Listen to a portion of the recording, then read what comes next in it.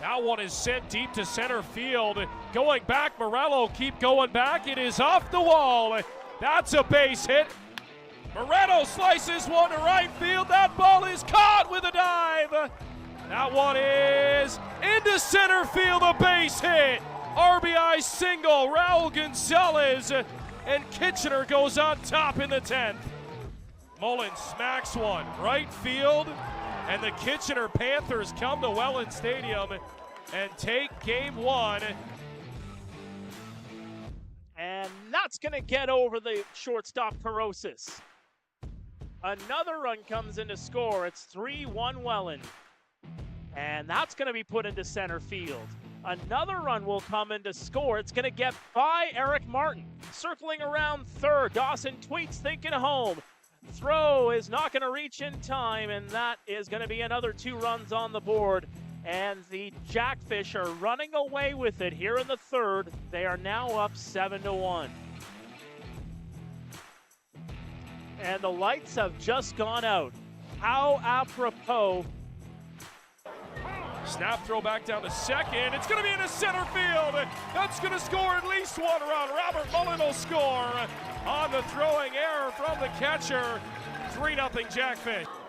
Sanford strokes one right field. Base hit. Good to see for Sanford. Weisner gets the wave around. No throw. RBI single for Jake Sanford.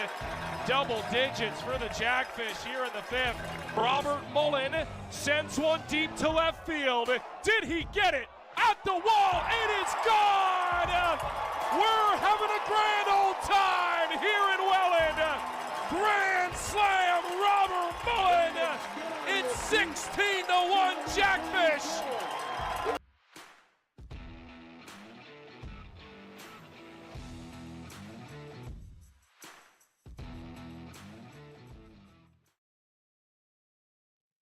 And welcome inside Jack Couch Park. This is Panthers TV.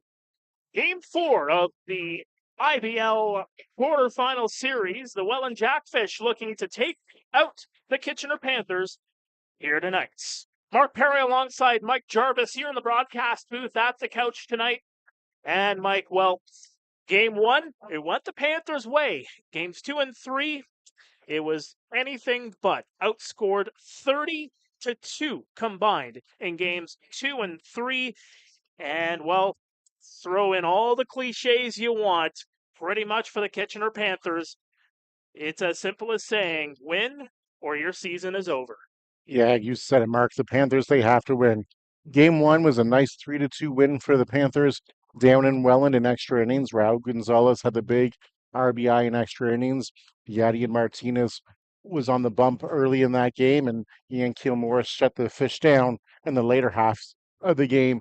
And as you said it, Mark, outscored 30-2 in games 2 and 3 were the Panthers. So if you're a Panthers fan, you know, and part of the Panthers organization, you got to say it can't get much worse than this in games 2 and 3. So things can only get better. They will turn back to Yadi and Martinez on the bump, who had the start in game number 1. The ace, who would you rather have on the hill in a do-or-die situation? Yeah, and Martinez, he went 6 1/3 innings back last week. He struck out 5. He walked 5 and gave him 6 hits with a 2.84 ERA. And, you know, he has had his struggles so far here at Jack Couch Park with the home run ball. But there's nobody I'd rather on the hill in a must-win game for the Panthers than Yadi. And he's your ace. He's the one that you trust to stop the skids. And the Panthers are going to lean on him a lot tonight to take down this potent Jackfish lineup. We'll go through the lineups in the top and bottom half of each individual inning.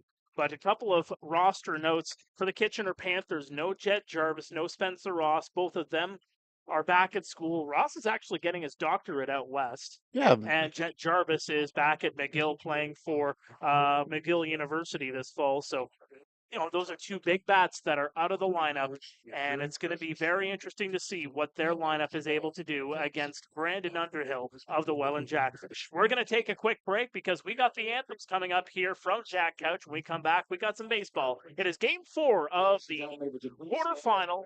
We'll be back. This is Panthers TV.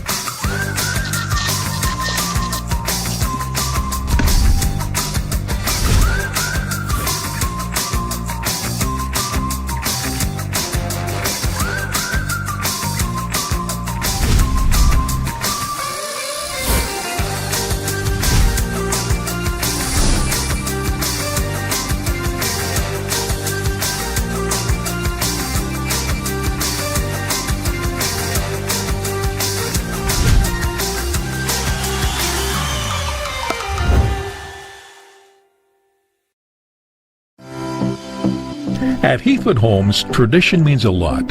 Their reputation for quality, service, and customer care are all part of Heathwood's tradition. And that has made them the most successful new home builder. Thousands of people are now proud to be living in a Heathwood home in one of their many outstanding communities, and you can too. Visit heathwood.com to learn more about their fabulous communities. With Heathwood, you'll be home at last.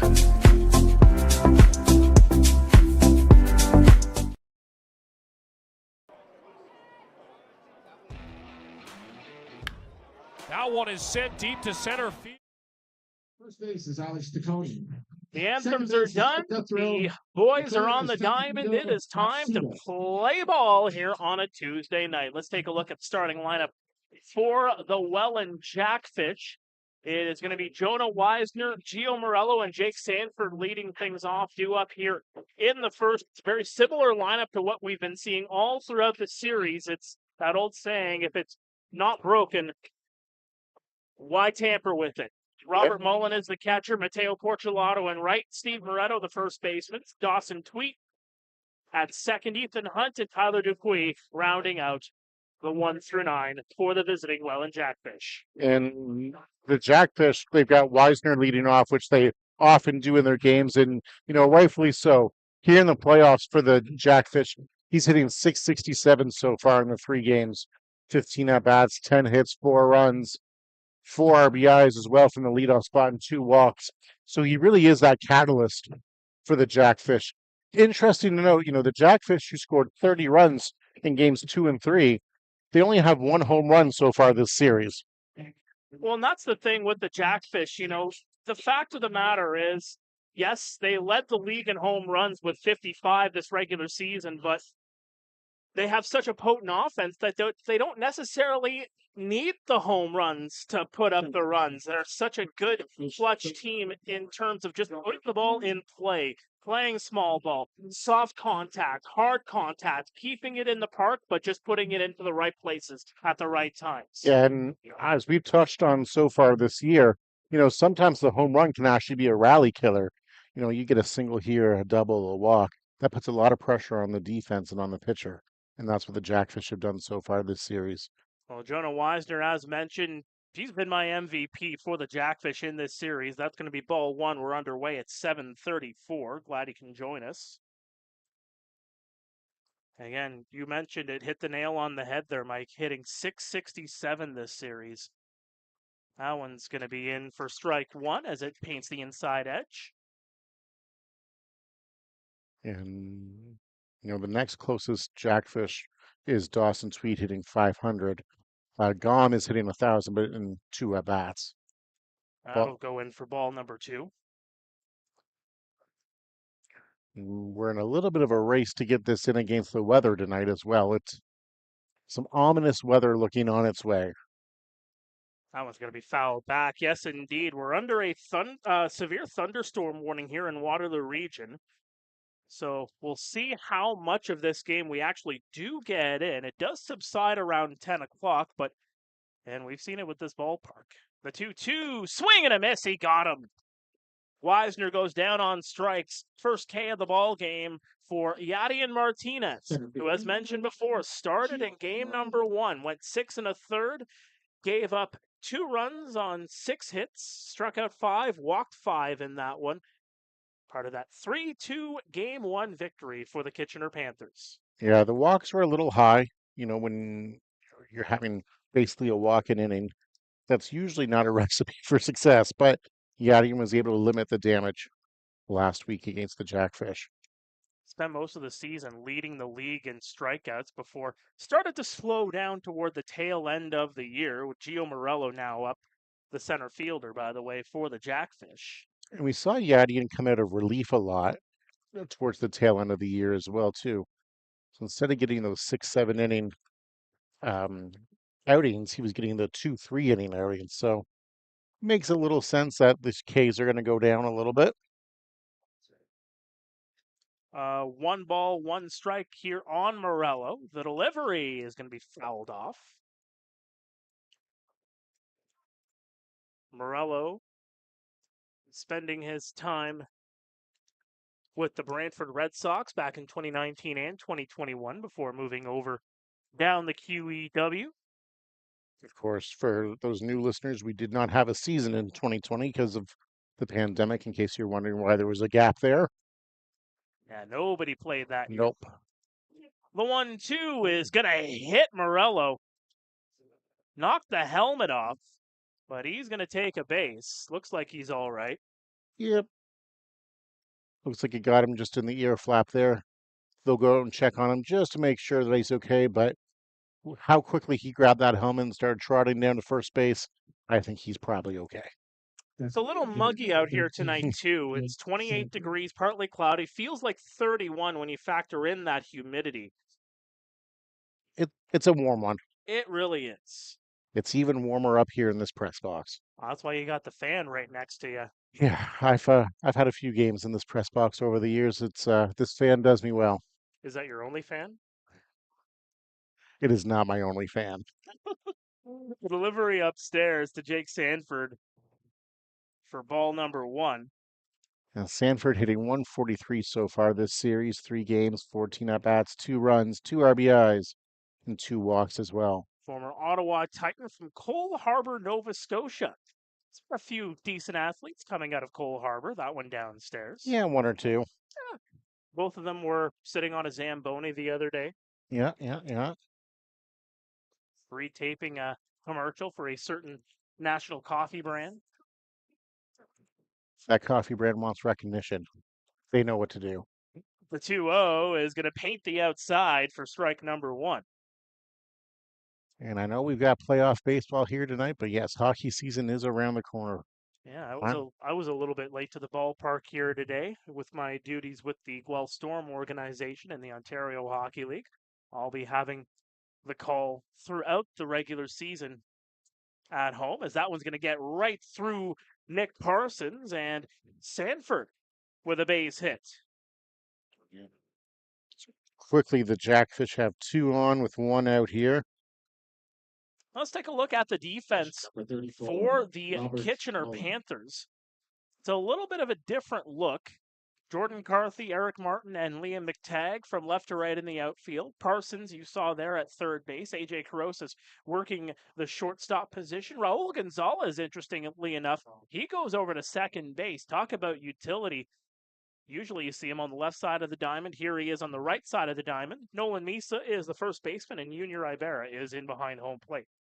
And as you mentioned, Gonzalez usually on the left side of the diamond, but a big weapon over there on the right side as well, too. Fly ball to right field, and McTagg will get underneath it. He'll make the catch and throw it right back into the infield and keeping everybody staying on first and second, respectively. Yes. One might say there was no McTagg on the play. No, there was not. It's been a long day. I bet you it has been. It's been a long day. Well, that'll set up Mateo Porcelato, the right field.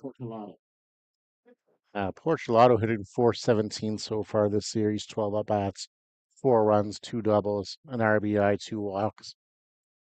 So this Jackfish, as we've said it time and time again, this Jackfish lineup just keeps coming at you. They come at you in waves, that is for sure. The delivery, that one sent high. Fly ball to right field. And McTagg will get underneath it and make the catch. Pair of runners stranded. It remains no score as we head to the bottom of the first. Stay with us. This is Panthers TV.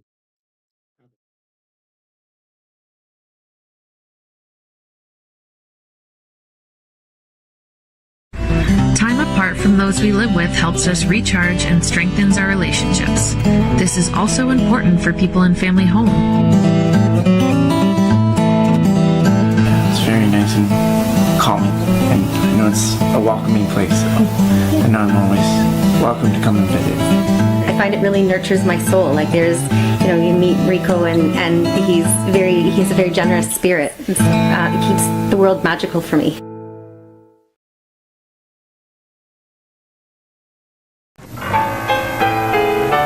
Don't just think about it. Do it with a friend and you both can bend. Do it for your muscles, it'll make them hustle. Do it for your feet, it's kind of neat. I do it with some action, participation. Don't just think about it. Do it, do it, do it. Participation. Get with the action. Do it, do it, do it.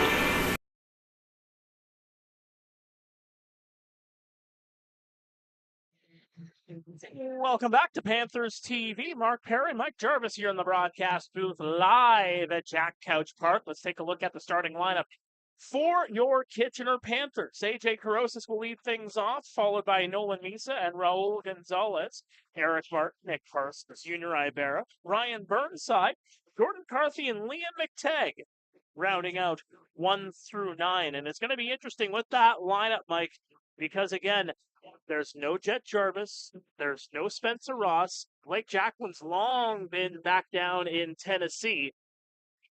It's a thinner lineup than what you would like if you're the Kitchener Panthers in such a clutch situation. But school comes first. Yep.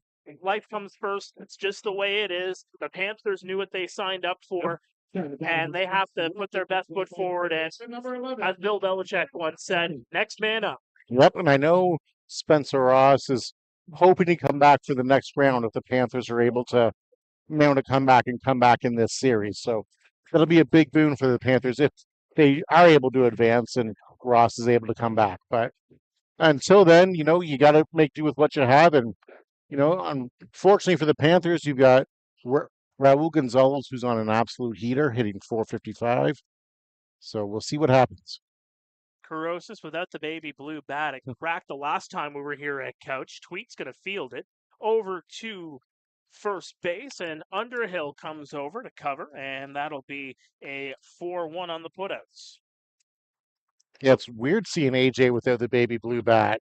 First base. Well, we were talking with him earlier on tonight, and as expected, pretty heartbroken about it. He's got to go back out, buy another bat. Those things aren't cheap, though. No. About 300 bones, I'd imagine. Yeah, give or take. Nolan Misa now the batter. That one's going to miss downstairs for ball number 1. Misa so far these playoffs, hitless in 3 games, 0 for 9. So he's a guy who many Panthers have got to get it going tonight because there is no game 5 if you don't get it going tonight. This is where you got to throw everything out there. As I said off the hop, throw all the cliches out there because they're all reigning true. And the first base umpire with both hands up, lightning perhaps. Yep. They're going to talk about this. There is a feeling of mugginess in the air. I heard some people from the crowd say they saw lightning, and people from the Panthers are starting to scamper. Could this be the end of this one? Well, I mean, they would go into a weather delay, if anything, and then see what happens after that. I believe it's 30 minutes after the last lightning strike that they can resume a game. Yes. If the field is not demolished by then. Exactly. Well, Jackfish are coming back out. Yeah, looks like we're all right.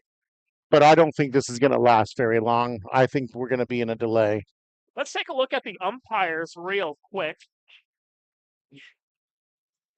It is a four-person crew here tonight. Mike Kinnear is behind home plate. Alex Tacconi's over at first. Mike Guthrow is at second. Taka Matsuda is the crew chief over at third. It is, of course, a elimination game, and as per the IBL rule, there's a strike, a 3-1 count here on Nolan Misa. As per the IBL rule, in an elimination game, you have a 4-person crew out there for umpiring.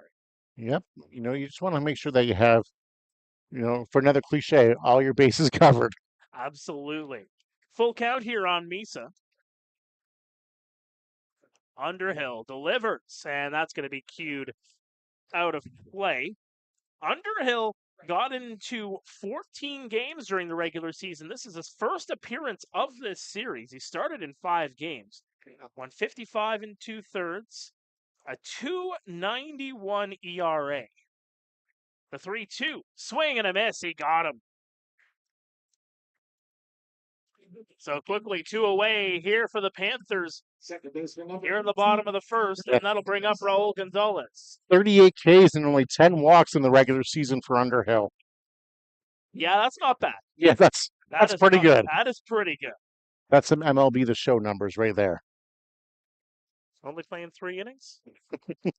Or playing the full 9? That one's going to go across for strike 1. Gonzalez has been putting up the show numbers all season and throughout the playoffs. And that's going to be right through the gap into center field, a base hit for Raul. So he'll add to his 455 average here. Right fielder number 67, Eric Martin.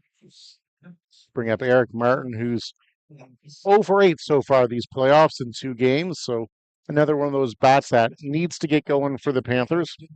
And you know that he's got it in him. He hit 273 during the regular season, 3 homers. Appeared in just 11 games this year. And that's going to paint the inside edge for strike 1. Appeared in 11 games. Again, other commitments do come into play. That's why you see, a long list of players that have dressed for the Panthers this season. And that's going to go into left field and another base hit. Back-to-back singles for the Panthers here in the first. Yeah, that's good to see if you're a Panthers fan. Of course, that'll bring up Parsons, who was on an absolute heater in the month of July for the Panthers. And that simmered, although in the month of August. It did. But so far in the playoffs, back up to 364. So, he's riding those peaks and valleys this year. Got 3 hits in game number 3. Just 3 of the 4 hits for the Panthers in that game. The Jackfish pitching was El Fuego in game number 3, as that's a swing for strike 1.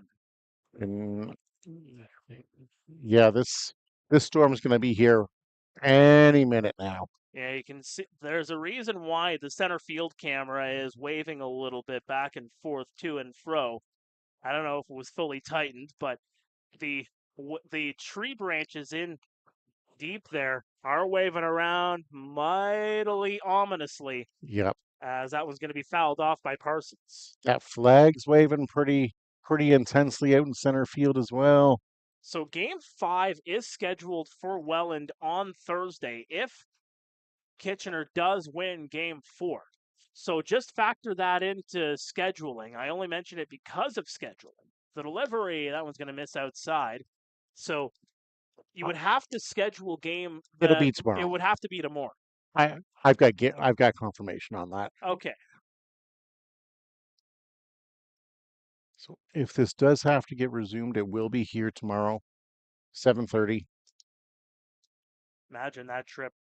If you're Welland, you go all the way back to Welland. Or you can just stay the night. You could. I'm sure Kitchener's got a great nightlife here. I'm sure it does. I wouldn't know. But I'm sure they do. Lots of great hotels in the area. Absolutely. Got a nice few steakhouses if you're into that. The 2-2. Swing and a miss. He got him.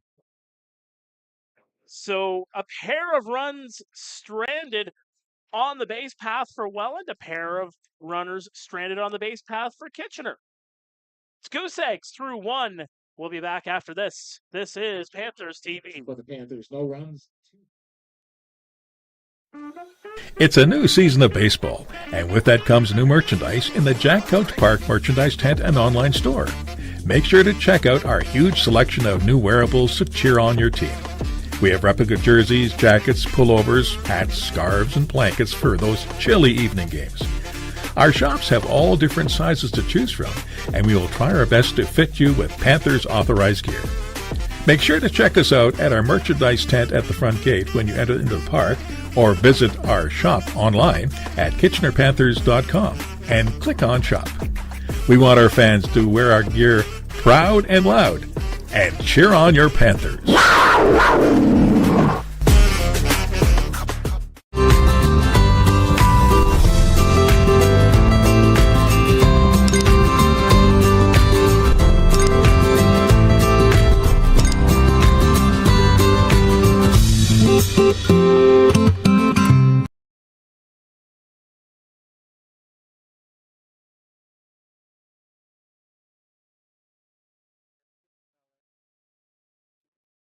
Welcome back to Panthers TV. We got some rain here in Kitchener. The rain's starting to fall down. The fans starting to retreat already. This is going to be called very shortly. Yep, you can just smell it. The umbrellas are up. Everybody's trying to find cover. Going under those new awnings that have been put up. And you saw there. Really good pitch. Take 1-5. As Steve Moretto is the batter here. And that's going to paint the outside for strike number 2. Moretto hitting. Everybody's ducking for cover. Yep. You see it in the screenshot there. Moretto hitting 308 in this series so far for the Jackfish. Oh, you can really smell it in the air right now. The 0-2, and that's going to miss upstairs. And you can even see from when we were in the bottom, the first these clouds have rolled in now. I'm not a meteorologist, but I think this gets called in the next 10 minutes. You're not a meteorologist? I'm not, no. That one's going to be sent high, deep down the line. It's going to go foul. Although I was pretty good in grade 9 geography. Really? Those cumulus clouds. Did you know how to spell Saskatchewan? Back then I did. Don't put me on the spot now, though.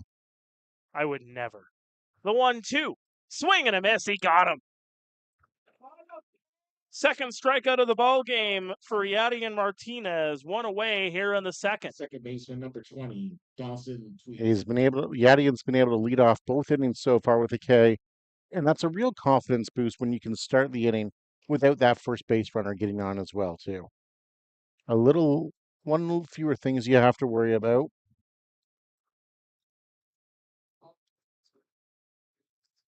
Dawson Tweet, a stout infielder. Hearing some thunder happening in London. We did hear some thunder here in Kitchener not too long ago. I just saw lightning. Now, this is going to be called very soon. You can just feel it. The 1-0 is going to be sent out of play. That one's going to miss upstairs. 1-1's the count to Tweet, and Tweet hitting 500 so far this series. And getting a little bit quicker in his delivery is Yadian Martinez. I think he wants to try to get through as much as possible before the inevitable. And that was something that I wondered as well. Chopper down the line. That's a fair ball. Mishandled there by Misa, and that one's going to bobble off the glove of Yadian, and Tweet will get on base. That'll be an error. Yeah. I would imagine maybe charge to Misa. I would charge it to Misa. Yeah. Because, I mean, you can give it on the bobble or you can give it on the throw. So, whatever you want to give. Number 9, Ethan Hunt. But yeah, that'll be an E3. Bring up Ethan Hunt, who's hitting 375 so far this series. So again, these Jackfish, just 1-9, they just keep coming right at you.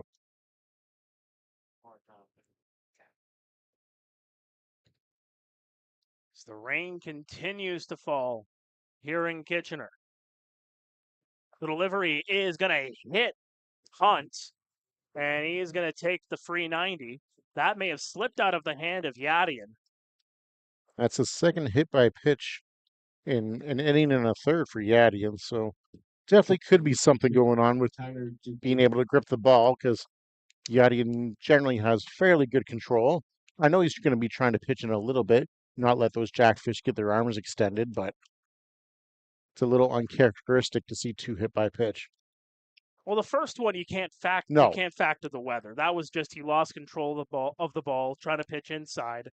This one, you kind of have a feeling that it might be weather related. The delivery, that one's going to miss downstairs. Tyler Dupuis, the shortstop, is the batter here. And Dupuis hitting 286 so far this series for the Jackfish in 3 games. 1 RBI for Dupuis, and really just acting as that de facto leadoff man to turn the lineup over.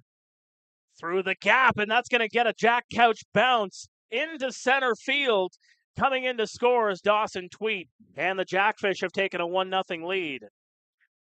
Yeah, Corosas had a beat on it, but as you said, it took a Jack Couch Park and just took a wicked hop right over Corosas. Third baseman for So four. RBI single for Dupuis,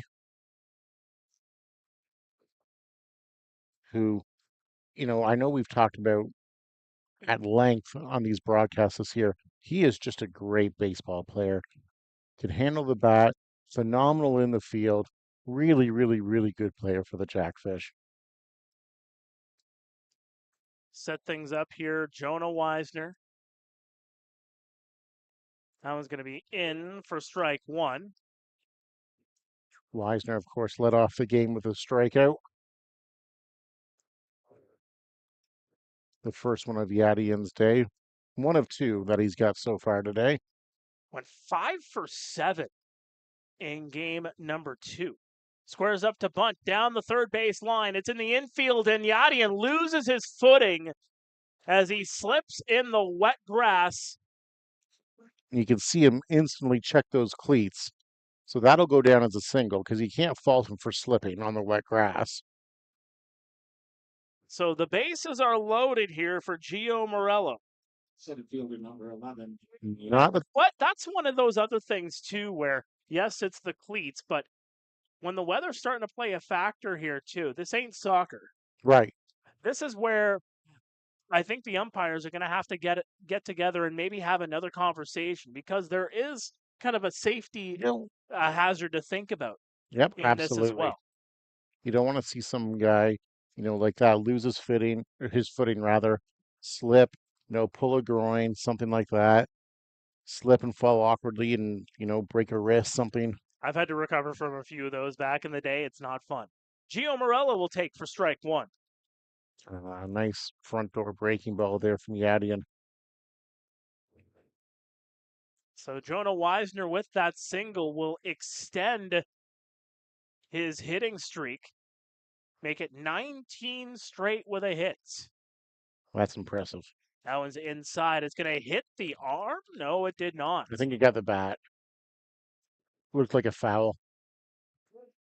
So quickly 0-2 on Morello. Hit by a pitch in the first inning. Be a big plus for the Panthers if they can get out of this bases loaded 1-out jam without giving up another run. Lots of baseball to be played, but you don't want to fall behind in a big hole early to this Jackfish team.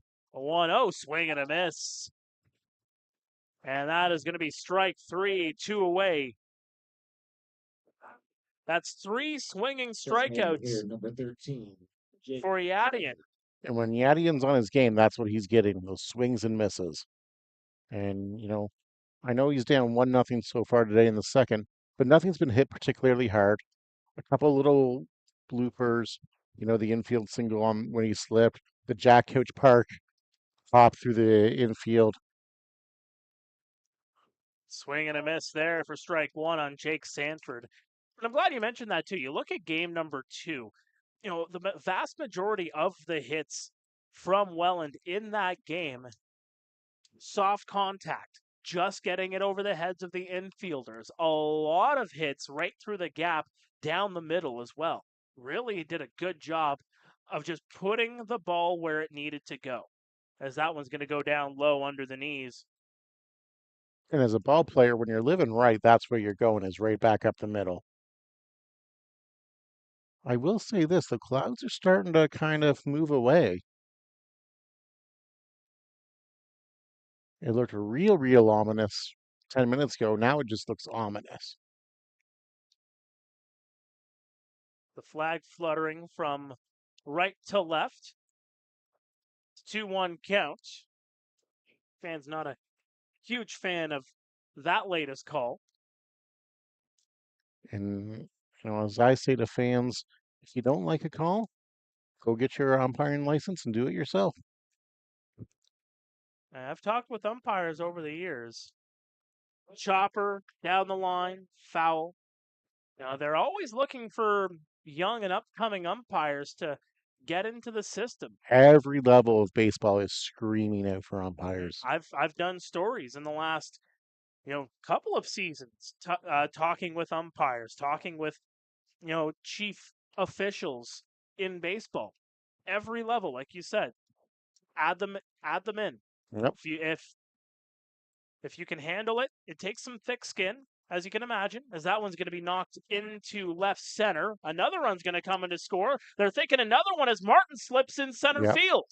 Another run will come in. That's a bases clearing double for Jake Sanford. Yeah, that's unfortunate for the Panthers there. As you said, Martin slipped. That's 2 plays this inning where Panthers fielders have slipped on the wet grass. 2 runs were going to score no matter what on that play, whether Martin slips or not. But that third run was a direct correlation of Martin slipping. It was a well-hit ball by Sanford. It was. You can't fault him for that. And at least a couple were going to come in anyway based on where it was going to go. But that third run circles around in Jonah Wisner. And Jake Sanford has a single and a double. And it's 4-0 Welland. That one goes upstairs. Yeah, so that'll bring up Robert Mullen with 2 outs. As we said at the top of the game, only 1 home run for the Jackfish so far this series, and it is from Robert Mullen.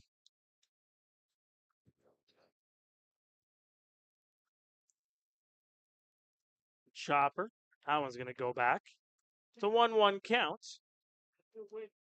And I'm looking at the weather radar right now, and it's very hit or miss right now. We're still with a lot of cloud cover expected in the next couple of hours, but nothing where there's going to be a huge amount of rain. So we might actually get this one in. We'll see. The 1-1. Chopper. Grabbed there by Corrosis. Over to first, not in time. He's going to beat out the throw anyway, does Robert Mullen, and it'll be runners on the corners with 2 away here for Mateo Porchelato. So that'll go down as an infield single for Mullen. AJ did a nice job by getting into the hole and stopping that ball from going out to the outfield and scoring Sanford, but Mullen runs very well, and yeah, AJ was never going to be able to throw him out from deep in the hole there. So that'll bring up Mateo Porchelato. Porchelato flew out to right field in the top of the first inning to end the threat for the Jackfish. Martinez gets the sign and delivers. That one's going to be sent right to Gonzalez, and that will end the inning. But 4 runs coming to score for Welland. They have hit around the order. And it is 4-0 visitors as we head to the bottom of the second. Stay with us. This is Panthers TV.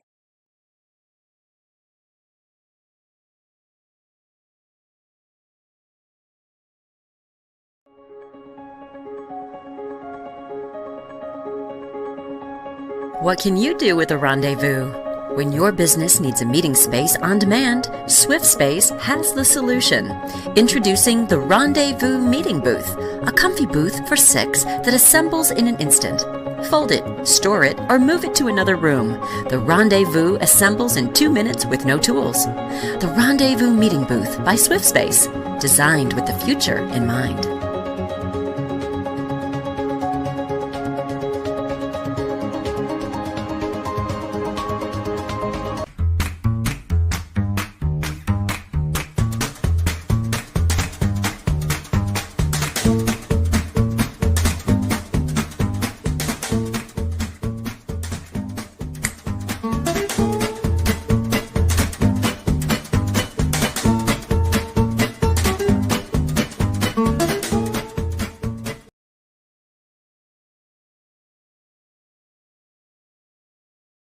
Welcome back to Panthers TV. 4-0 Welland as we head to the bottom of the second. Junior Ibarra, Ryan Burnside, and Jordan Carthy will be due up for the home side as they try to answer this 4-run deficit. It's been an interesting one here in this one. The Jackfish, they do get 4 runs on the board. I would say that maybe 1 or 2, if anything, were as a result of the weather playing a factor with the wet grass. But a run's a run, no matter how you count it. And 4 runs are on the board, and it's time for the Panthers to climb back. You know, as I say, whenever anybody talks about weather, and playing in inclement weather is never fun, no matter what. Both teams have to play in the same conditions. Yep.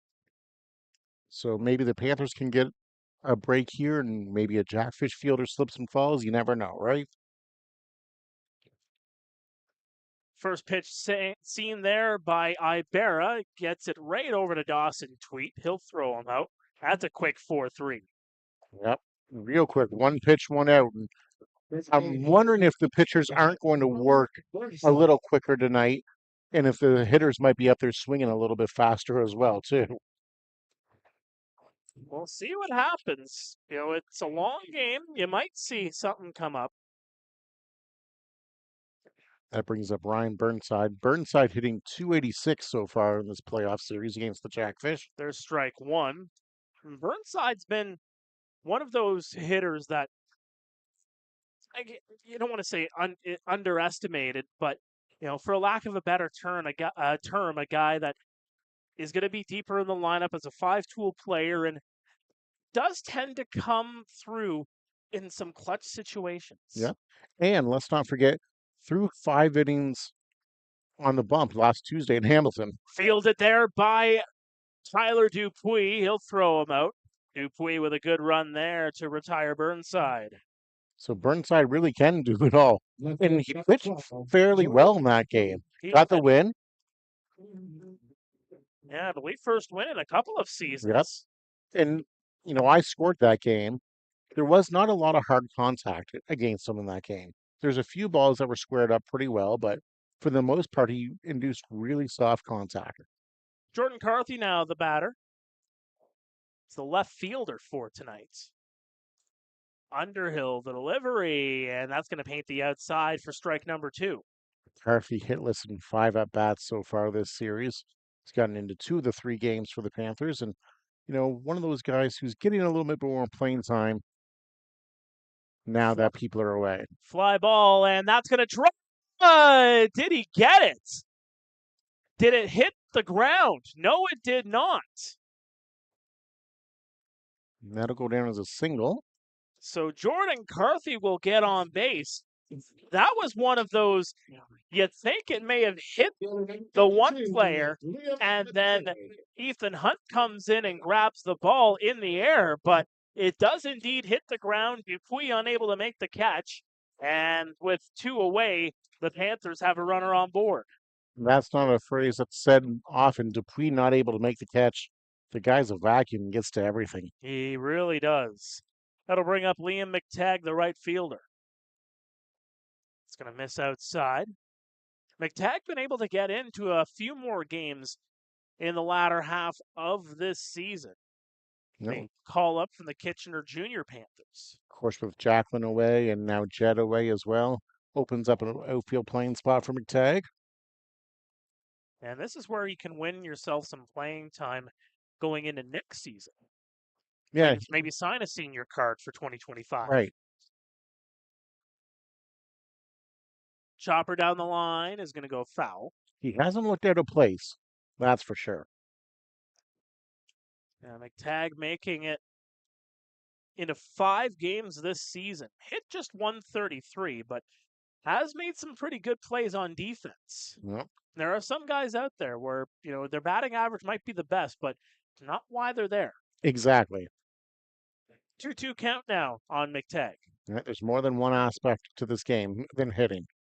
You got to be able to field, and you got to be able to run and throw as well, too. And McTagg can run very well.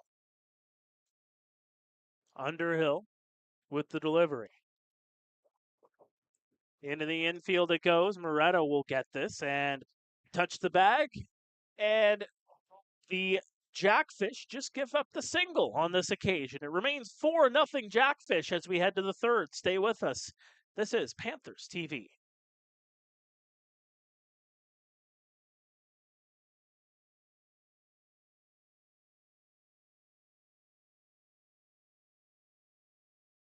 Alcohol and drugs to cope. As life returns to normal, the increase in substance use from COVID has lingered, and some police services report an increase in impaired driving that caused heartbreak and devastation. Now, more than ever, we need your commitment to never drive impaired, and to encourage all of your family and friends to do the same.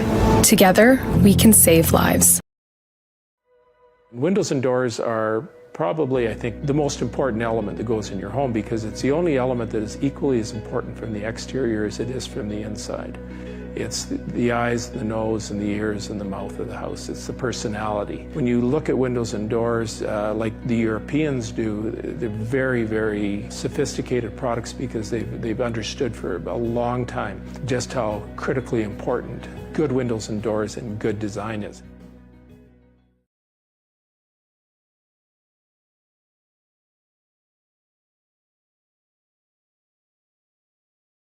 Welcome back to Panthers TV. Mark Pare, Mike Gervais here in the broadcast booth. Top of the third here at Jack Couch. It is game 4 of the IBL quarterfinal. The Welland Jackfish looking to advance. The Panthers looking to force this series to a decisive game 5, as there's a swing and a miss for strike 1 on Steve Moretto. And then if the Panthers do win this game, whether it be tonight or whether they have to finish tomorrow night, if this storm comes in, game 5, Thursday night down in Welland. And it's been, a pretty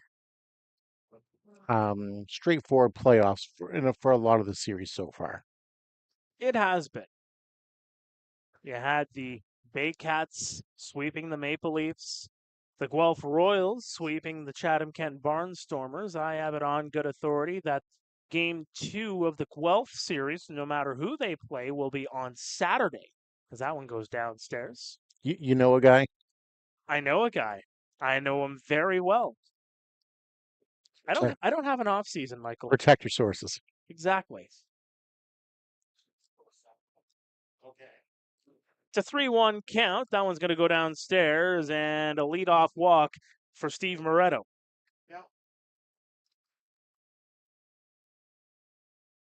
Yeah. It'll be interesting to see who the Royals play between Hamilton and London there. And it's not a gimme in that London-Hamilton series either. I mean, Hamilton, their pitching has come out to play. London, they have something to prove after losing in the first round of Kitchener last year. That one's going to miss outside. Of course, the Majors, both of their wins in this series so far have been by a run. 3-2 in game 1 and 10-9 in game 3. And then the other one was a blowout. Yes. That one's going to go right in for strike 1. Yeah, 16-2. Hamilton over London there. So, game 4 tomorrow night, Bernie Arbor Stadium. No, tonight. It is, yes. Bottom of the first right now, still no score. Scoring up to bunt was Dawson Tweet. Holds off. It's going to be strike number 2 as IBL was thinking about throwing over to first, but Moretto was already standing on the bag. This is the first time tonight that the Jackfish have put the leadoff runner on against Martinez. Count's now 2-2. So here's how it basically goes down. If Welland wins this series, they will take on either Hamilton or Guelph. Basically, if London wins that other series, it'll be Welland and Guelph in the second round. Hamilton, as that one's going to be launched high and deep, and it is gone. Dawson Tweet, he loves hitting in this ballpark, and he does it yet again to make it 6-0 Jackfish, a 2-run bomb. He really does love hitting it in this ballpark. Seems like every time he comes here, one or at least one's going over the fence. And of course, the wind is blowing out rather severely, but that would have been out with wind or no wind. Dawson Tweet against the Panthers this regular season hit .652. Whew. With 3 home runs. Yeah, that's pretty impressive. He likes hitting against the Panthers, as that one's going to be grabbed on a line by Raul Gonzalez. Ethan Hunt retired. That's a really nice play by Gonzalez there, the leaping grab at second base. Took a step to his right and a solid jump up to the middle. That'll bring up Tyler Dupuis, who singled and scored in the second. And had an RBI as well, too. Yes, he did. As much as Dawson Tweet likes playing here, Tyler Dupuis loves playing here as well, too. Chopper down the line. It's going to go foul.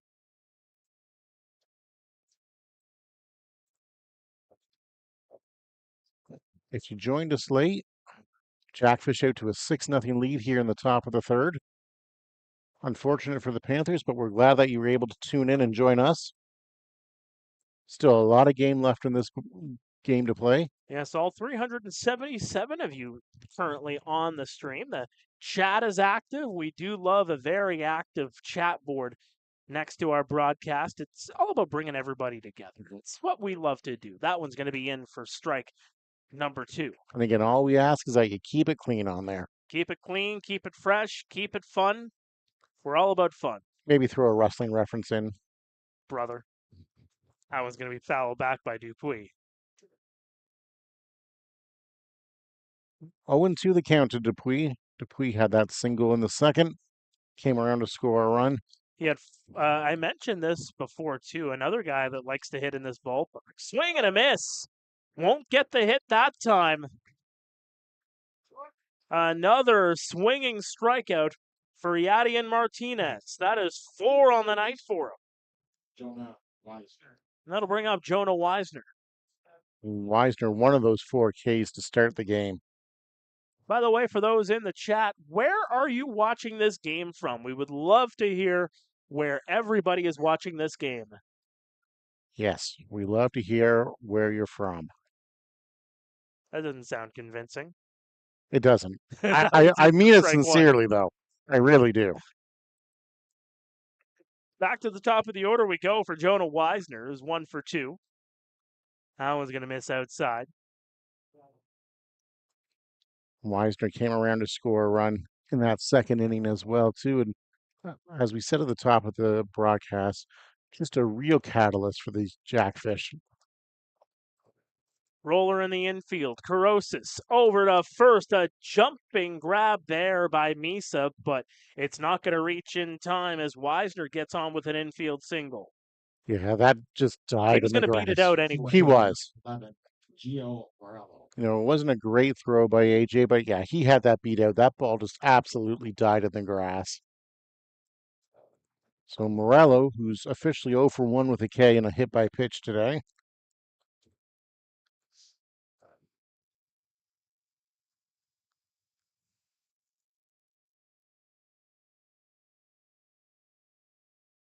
So we'll see. Gio, the former Red Sox, enjoying life in the Rose City. Throw over to first and not in time as Weisner gets back. And everybody watching from Cambridge to the press box, apparently. St. Catharines, Welland, Niagara Falls. That one's going to miss for a ball. Down into the States, I see as well, from Wow. Minnesota. Minnesota. Well, wherever you are, the Provincial Police Academy as well. I believe that's Greg Marco. All the best, Gregor. Some great men and women in that academy. Now, is that the one down in Elmer, I wonder? No, that's the one in Aurelia. Okay. That's where the headquarters are. I know a few people that have gone through that academy. It's a 1-1 count here on Gio. Friend of mine, Logan, actually went through that. As that was going to miss outside 2-1. Now an OPP officer up north. His brother a pitcher with the London Majors.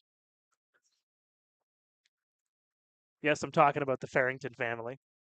I figured as much. Every time Braden comes into this ballpark, he makes sure to say hi. The 2-1, that was going to miss outside. 3-1. That was may not pitch in this ballpark. Doesn't like pitching Right. here. It's a hitter-friendly ballpark for a reason. A lot of pitchers don't like pitching here. But we'll always come to say hi anyway. And, you know, that's what it's all about. It's all good fun. The 3-1, and that's in for a strike. Well, Morello thought he had ball 4 there. He was starting to take the hop down the first base line. Home plate umpire brings him back for at least one more pitch.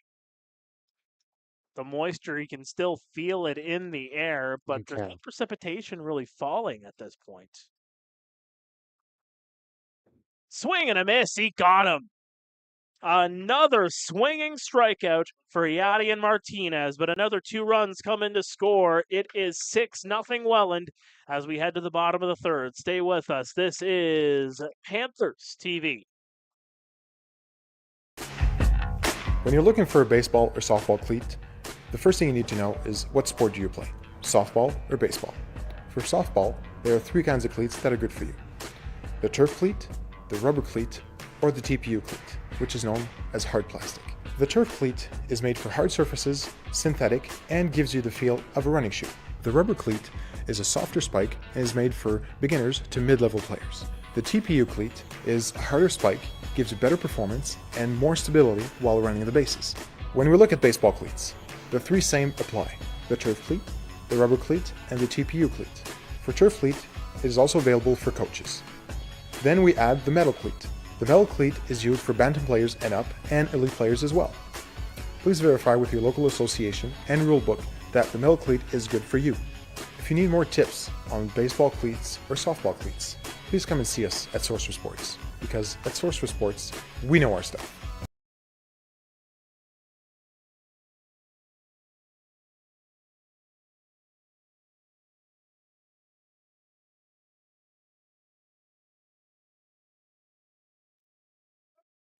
Welcome back to Panthers TV. Mark Pare and Mike Gervais here in the booth in Kitchener. 6-0 Welland is the score. Brandon Underhill remains on the hill for the Fish. So the rain starts to come down a little bit more here in Kitchener. It's been a wet one. It's been consistent. And it's really feeling like it's starting to come down. It's more of a misty, light rain, if anything. It's not a torrential downpour that you would usually see when these rainouts end up happening. I just checked the radar, and it's supposed to get a little heavier here in the next half hour. Grabbed there by Tweet over to first in time. Great fielding there from Dawson Tweet yet again. Yeah, that's a really nice play by Tweet, ranging far to his left and able to get the put out 4-3. Number 20. Everybody's taken for cover. We even have a couple of Welland personnel here in the broadcast booth, just trying to stay dry. As that one's going to go across for strike 1 on Nolan Misa. Yeah, Misa had the strikeout back in the first inning. The delivery chopper is going to go toward the Welland side of things. And it's really coming down. And, we don't have any thunder or lightning, but we've said it before time and time again. Jackfish Park does not hold water particularly well. That one's going to go downstairs.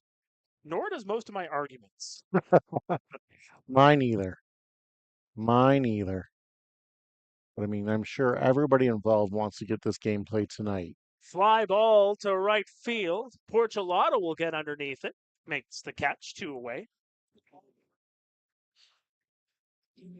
Yeah, you probably see as this game goes along, and it's not going to end up being called. These pitchers you're probably going to see 20 seconds probably in between pitches just to get through it. Yep. Might be seeing a tongue depressor out there to knock some dirt off the spikes. Gonzalez launches it to left center. It is gone. The Panthers are on the board. What an absolute laser by Gonzalez there over the left field fence. First pitch swinging, he just absolutely took that Underhill delivery and deposited it out by the expressway.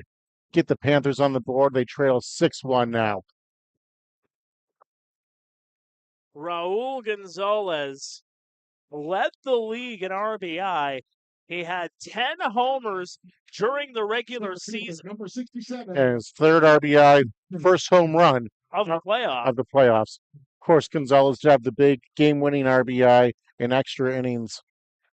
Because again, the home run hasn't exactly been prominent in this series whatsoever, despite the fact that these are the top two teams in the league when it comes to home runs during the regular season. Yeah, each team now sitting at a home run apiece.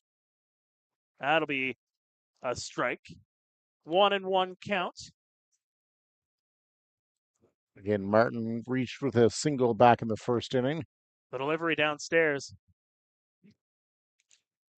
That'll be a 2-1 count to Martin now. Here comes the pitch to Martin. That one's going to go across for a strike. Maybe it looked a little outside, but could have just caught the black there. Martin goes down swinging for the third out of the inning. And you can see the rain really coming down in that shot there. You can start to see some raindrops hitting the lens here at Jack Couch. It's the end of the third inning. We're going to head to break. Maybe we'll have some baseball when we come back. We'll see. This is Panthers TV. It's 6-1 Welland. And yes, there it is. But we're not going to go to a break just yet. The tarp is coming out. Yeah, so. And we are going to enter a rain delay here. Let's head to a break.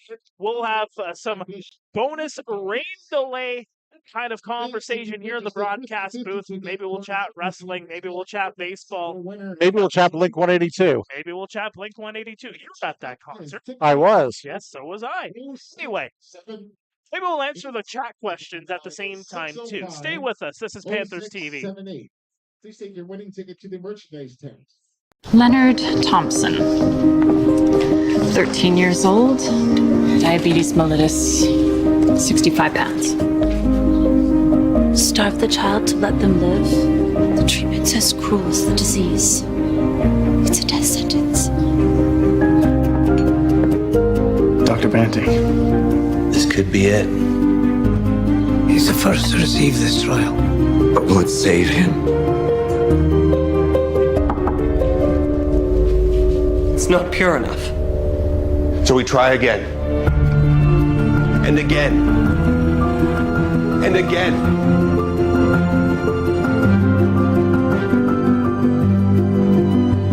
Before the discovery of insulin, diabetes was a death sentence. Banting, Best, Collop, and McLeod's breakthrough has saved millions of lives. Leonard Thompson's was the first.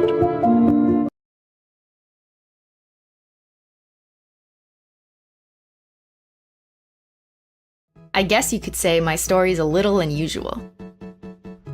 I spend my days analyzing crime stats for the government, and my nights playing with nail polish and creating nail art looks. I share those ideas with millions of people on YouTube, who gave me the opportunity to use what I learned to start my own brand.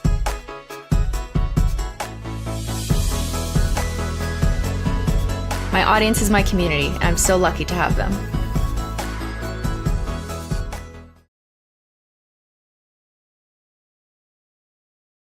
Well, welcome back to Panthers TV. As you can see there on the screen, we are in a rain delay. We knew it was coming, but here we are. Mark Pare alongside Mike Gervais. And Mike, I'm going to give you a little bit more room to get in here. We might be squeezing in here for a little bit until this is called. There's a conversation happening between the umpires, Jose Vasquez, Mike Beamer, and Brian Essery, the field manager for the Welland Jackfish. The Jackfish lead this one by a score of 6-1. And we'll see what the call is after everybody's walking off the field here. We might be waiting here. We might be waiting a little bit. We might be waiting until tomorrow if this game is indeed called. Well, the Panthers are coming out. Are we getting some baseball again? We might be. Misa's taking his position at first. Sing us a song? Are we the piano man? Tammy, you don't want to hear us sing a song. No, you do not. You know who you do want to hear sing a song? Tom DeLonge. You do. What's your favorite Tom DeLonge and led Link song? Well, I mean, where are you? I wouldn't say that's my favorite. It's a very good one. It's a very iconic. It's a very good one. I think Feeling This is my favorite Tom one. This is a good one. Anyway, the Panthers are back on the field. Yadier Martinez delivering some warm-up pitches here. This might be just one of those, you know what, try to stay warm in case this rain that we're currently seeing subsides. This could also just be... But I wouldn't think that the I don't know if Panthers... it's going to be anytime soon, though. This rain is really starting to come down here. It is. You can start to see it even here. And you see the wind blowing it as well, too. But I wouldn't think that the Panthers would be out there in their positions. Martinez is saying he can't get footing on the mound. And that's not a good thing. Yeah, see, now they're starting to come off again. Martinez making his case that he can't get a solid footing. And now all the Panthers are coming off the field. The umpires are joining them, too. You know, I'm not a fan of rain delays, but I am a fan of safety. Absolutely. I think the right call is to at least delay it for a bit. And just wait for us to shoot our mouths off for about 20 minutes. Entertain you guys. You know, we call ourselves broadcasters, not really entertainers, but we do like to entertain. We don't really have magic tricks. Would you say that we're sports entertainers? That term went out the window when the Triple H era came. I know. Yes, here comes the tarp. Yeah, the tarp's going to come onto the mound. And I think this is the right call. Get that tarp out there now so that it doesn't get completely demolished. You can see Martinez couldn't get a footing and was just slipping every time he was trying to land. And that's exactly why you put him out there. Is that, again, it wasn't a matter of trying to keep warm or anything like that. It's, can I actually get footing in this weather? Can I work in these conditions? Right. And according to Yadier Martinez, he voiced his displeasure, and apparently he can't. Yep. And so if a pitcher can't get a footing, you know, the right call is to put the tarp on. And then just wait for this rain to subside. You know, we looked at the weather radar, and it does not look too promising, to say the very least. No, it really doesn't. It's not going to be fun to get through this game here tonight. If anything, I think this might be a tomorrow night kind of thing. I haven't looked at the weather. Let's see what tomorrow night looks like. I haven't looked yet. I have looked Thursday because I do have a golf game scheduled for Thursday. You know what? Jackfish looks like the Jim Giesler for. As you can see there's the weather radar. Kitchener is basically where that blue dot is right now. That's what the future holds in terms of the weather right now. That's the weather system that came in. And it's a whole lot of green. So tomorrow they're saying a low risk of isolated thunderstorms early evening, and then mainly cloudy overnight. We can work with mainly cloudy. Mainly cloudy's fine. There's no precipitation. And now the conversation continues on the field. Brian Essery talking with the four umpires. Mike Beamer's now going to come out onto the field and be a part of this convo to see where everything is at here. I'm kind of surprised that they aren't tarping off the home plate area as well, too.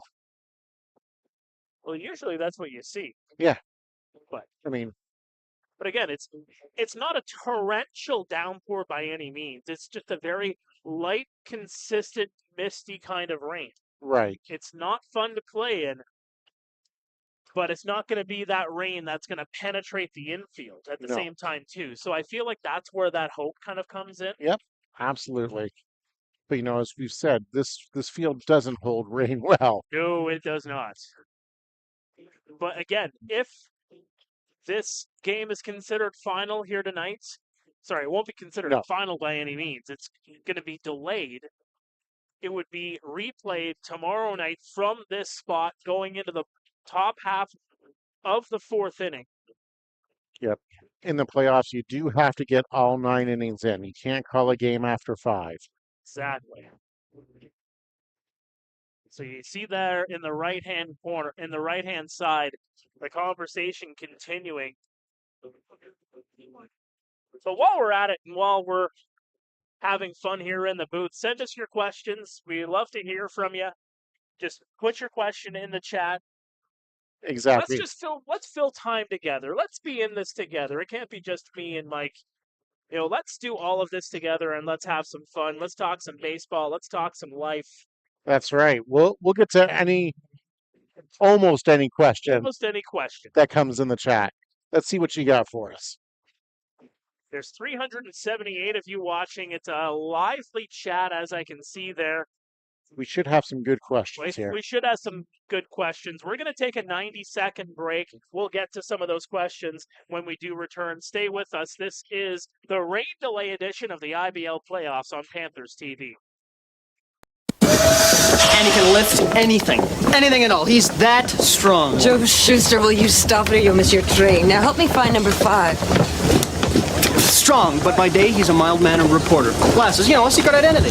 Honestly, you Canadian kids. He'd be in this cape. A what? A cape, wearing these blue tights. A hero in tights, really. Here it is. Listen, Lois, this guy is faster than anything, I swear. If you're not fast, you're gonna miss your train. That's it. A bullet. He's faster. No, he's faster than a speeding bullet. Come on, get on it. No one's gonna read a comic strip about a strong man in tights, Joe. It'll never fly. Fly, no. But he can leap over tall buildings. Oh, wow, yeah. See what your cousin Frank says in Toronto.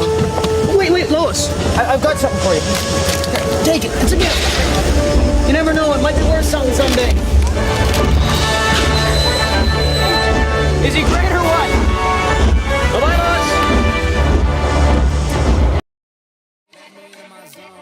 Let me into my zone. Please don't let me into my zone. Let me into my zone. Let me into my zone. Let me into my zone. Please don't let me in. Yeah. Can't answer my phone now. Just leave it there, that tone. Ballin' can't beat me up, cause I'm back in my zone now. Cause I'm back in my zone now.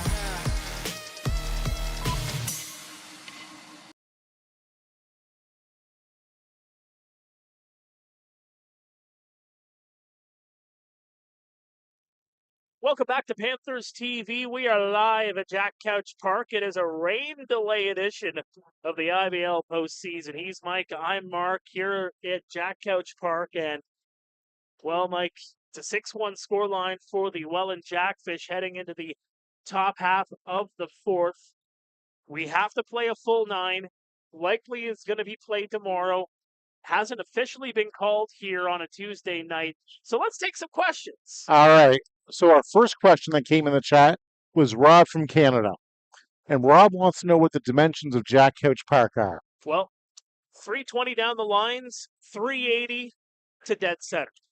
So we hope that helps, Rob. It is very short, to say the least. All right, our next question. We get too many triples in this ball. No. I did see a triple in Hamilton last week. Did you really? Yeah. I believe it was DeBanning had one. I don't remember.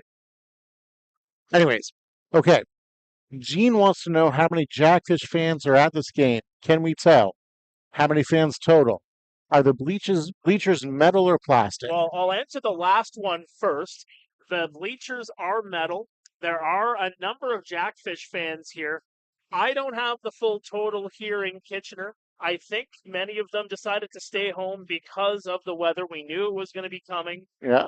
From what I saw, Gene, in the crowd before first pitch, again, I don't have the full numbers either, but it looked like there was about 15 to 20% of the total crowd were Jackfish fans, from what I could see. Hey, they travel well. They do. And you know what? I know what they're going to allude to, too, as well. We're not Welland. We're not packing the stands with 2,200 fans a game. I'm pretty sure most fans here in Kitchener are saving themselves for season tickets for the Kitchener Rangers.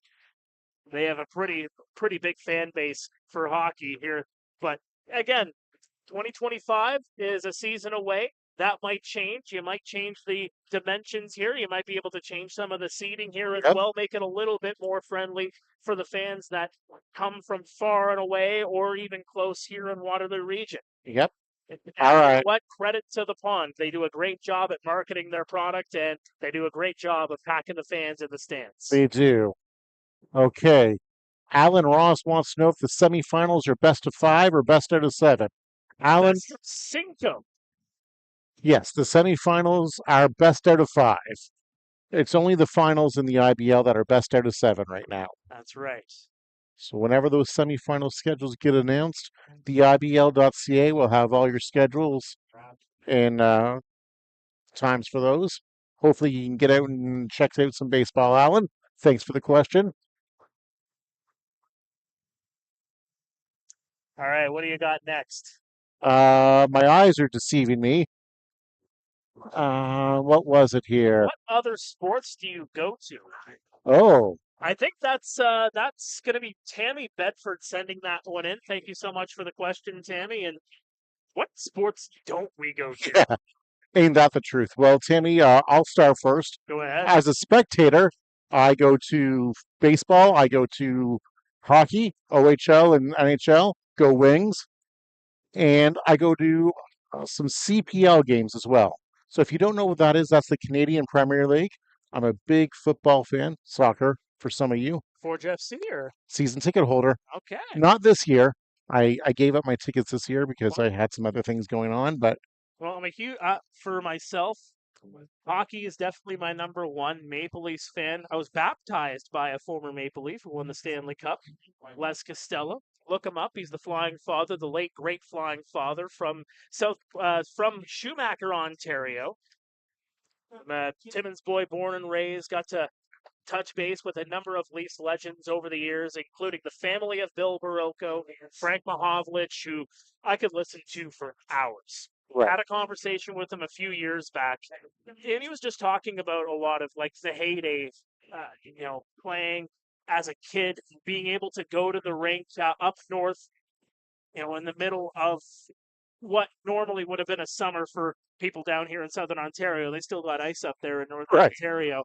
And being able to go onto the rink, he told me this very specific story of one summer right before the season started. It was right after the Leafs won the Cup during that dynasty, those dynasty years between 47 and 51, and being able to go and see Les Costello and Bill Barilko practicing together to get ready for the Maple Leaf season. And you think about some of these legends that have gone through that game, and you get to hear neat stories like that of, who they looked up to as a kid. It's pretty neat, to say the very least. yeah, that would be. Yeah. Otherwise, I call the Ontario Hockey League, whether it's the Guelph Storm on television, the Sudbury Wolves on the road.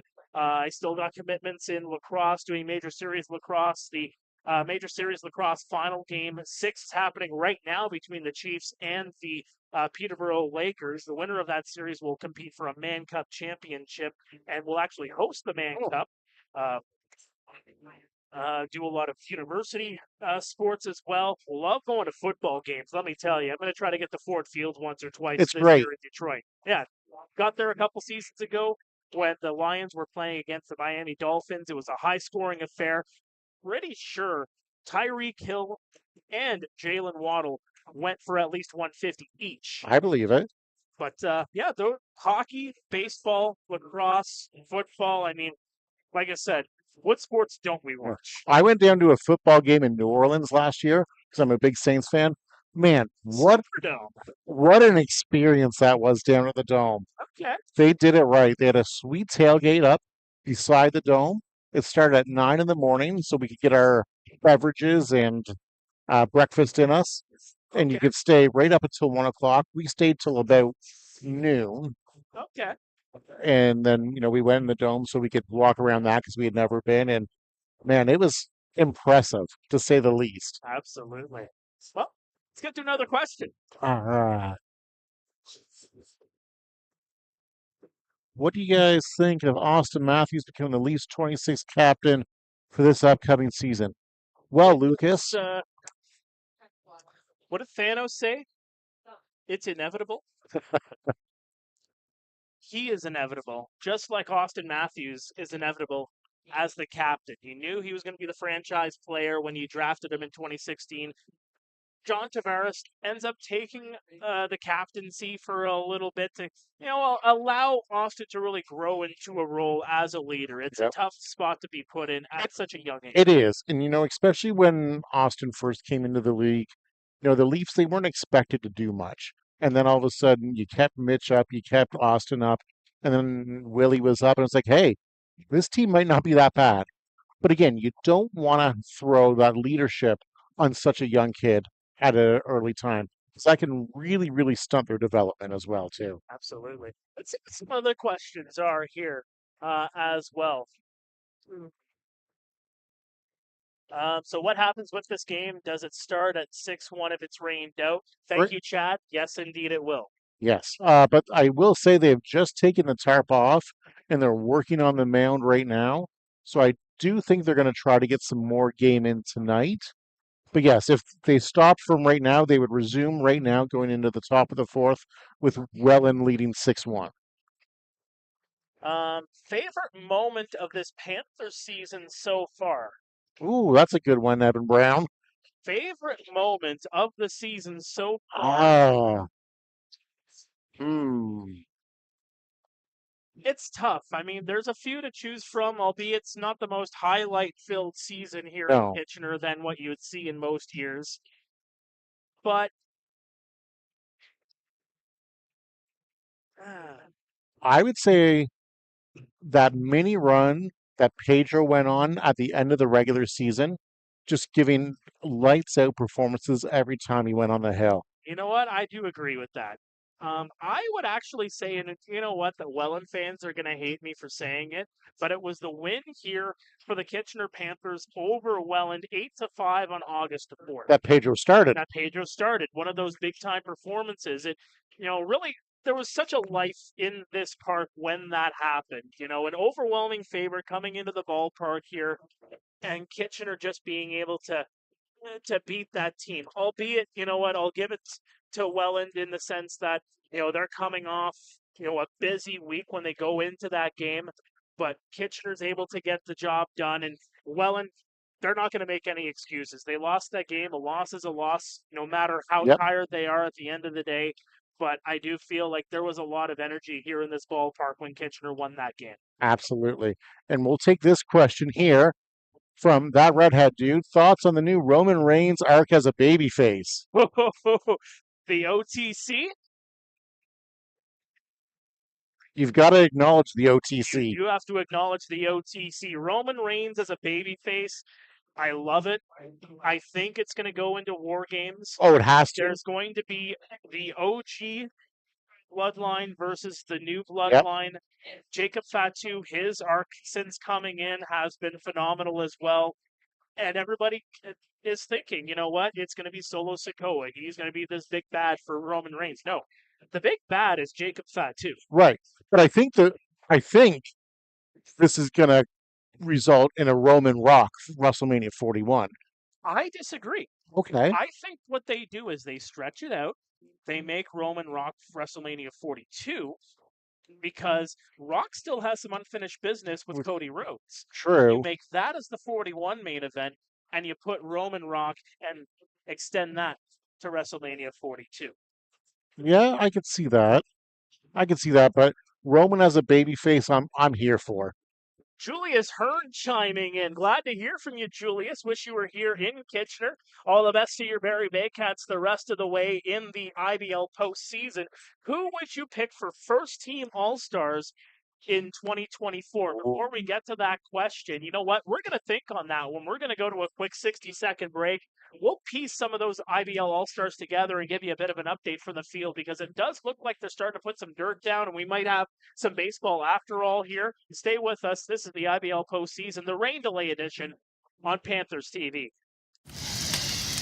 Oh, when it comes time to muck a mammoth meal, just dial up Domino's to rally a rip up the road and drop off a pair of piping pies. Canada's top pie. Everything about these beauties is top shelf from Z to AA. Domino's. Just send it, bud. It's a new season of baseball, and with that comes new merchandise in the Jack Couch Park merchandise tent and online store. Make sure to check out our huge selection of new wearables to cheer on your team. We have replica jerseys, jackets, pullovers, hats, scarves, and blankets for those chilly evening games. Our shops have all different sizes to choose from, and we will try our best to fit you with Panthers authorized gear. Make sure to check us out at our merchandise tent at the front gate when you enter into the park, or visit our shop online at KitchenerPanthers.com and click on Shop. We want our fans to wear our gear proud and loud. and cheer on your Panthers.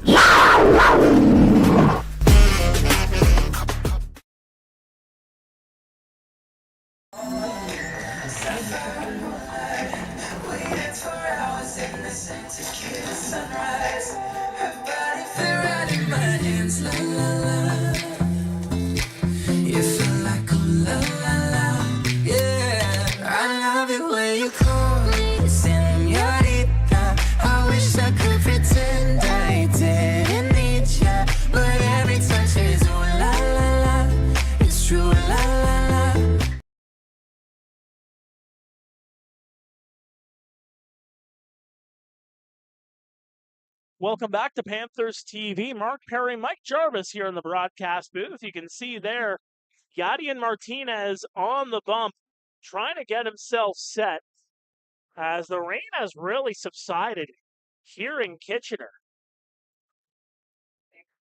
The Domino's commercial makes some people hungry. It's making me hungry too. Do you want some pizza after? I do. All right. I do want some pizza. So as we get set here, again, it's 6-1 Welland heading to the top of the fourth. A small change. It looks like Gio Morello is going to come out of the game. We're told it's just a precaution, just to be safe. You know, safety is paramount in conditions like this as well. So we'll see who comes in for Gio when the inning begins. It might be Gio Hoope. was the strikeout victim to end the third. So when it comes to the offense, you know, you got to get through the entire order to get back to his position. So we won't find out really until we go back. We see the Jackfish go back on defense. But again, it's 6-1. The playoff rules state that we have to get through the 9. Doesn't matter if it takes 2 days, 3 days. Barrett's going in. Cool. So Thank it'll you. be Grayson Barrett coming in for Gio Morello in center field as we looks like we're going to have some baseball after all. And I had something pop into my notifications this morning about the rain causing just absolute chaos in the first round series last season. Yes. Kitchener and London. I remember that. It's Let me tell you, I had to call the games in both ballparks in that series. So doing a couple of trips to London, you had the rain delay, a restart. It's funny. I believe it was game number 3. Is that when you got cheesed? No, that was a regular season game.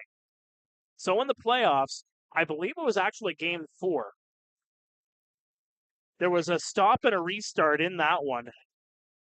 The first half ended up calling the game with Noah Smith. Okay. The second half, when I came back the next day, Dylan Baker was the one available. So I got the best of both worlds in London for broadcast partners during that series. And then, of course, had Kitchener win in 5 games and that 5th and deciding game here in Kitchener. So it was a long week, and why you saw Owen Boone pitch as much as he pitched in that series. Right.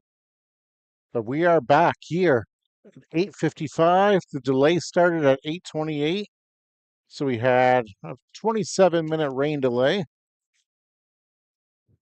First pitch delivered is going to miss outside. And that is Jake Sanford. He's got a single and a double.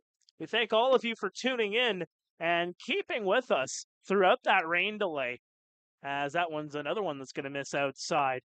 Now, we entertained ourselves. We entertained you. You helped to entertain us as well. So we thank all of you for participating in that to and fro during the rain delay. Right through the gap into right field as Sanford gets on. He's 3 for 3 tonight. Halfway to cycle watch. Pitcher number 34, Robert Mullen. Mullen had a single in the second and flew out to the right in the first inning. If you joined us late, the Jackfish put up 4 runs in the top of the second and 2 runs in the top of the third. Raul Gonzalez got the Panthers on the board with a home run in the bottom of the third to make it a 6-1 game, and that's where we're at.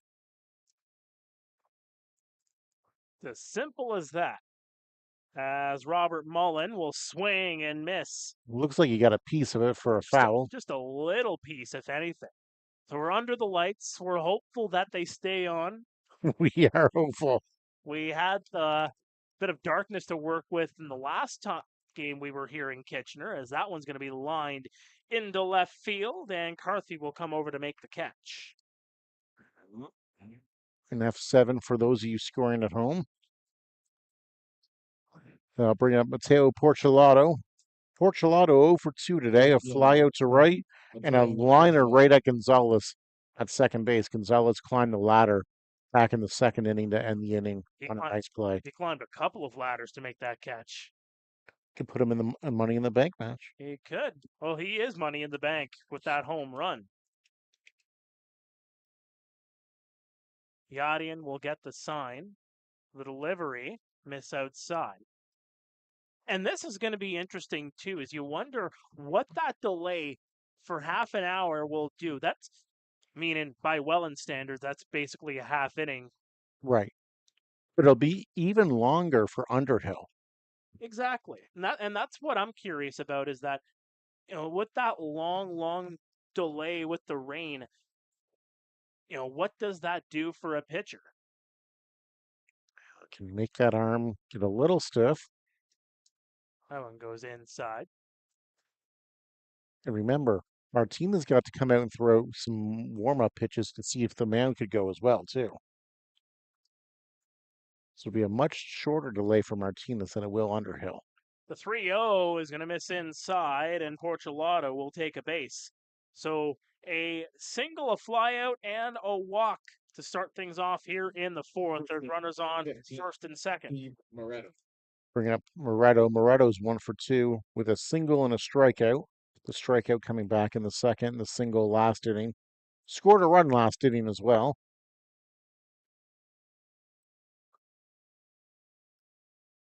So Martinez really trying to limit the damage here with the Jackfish 2 on and 1 out.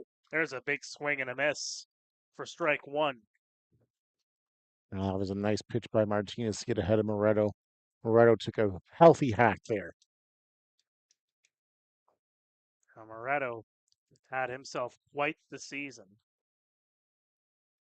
He's hitting 308 so far this postseason, coming into tonight against the Panthers as well. Yeah, don't let that 227 average deceive you. Moretto, 9 home runs, led the team in that category. Porcelato, by the way, hit 8, so the average dips down a little bit. Chopper trying to find the lane. Carosis over to first, and in time they'll get him. Moves the runners over to second and third, but there's 2 away here for Dawson Tweet.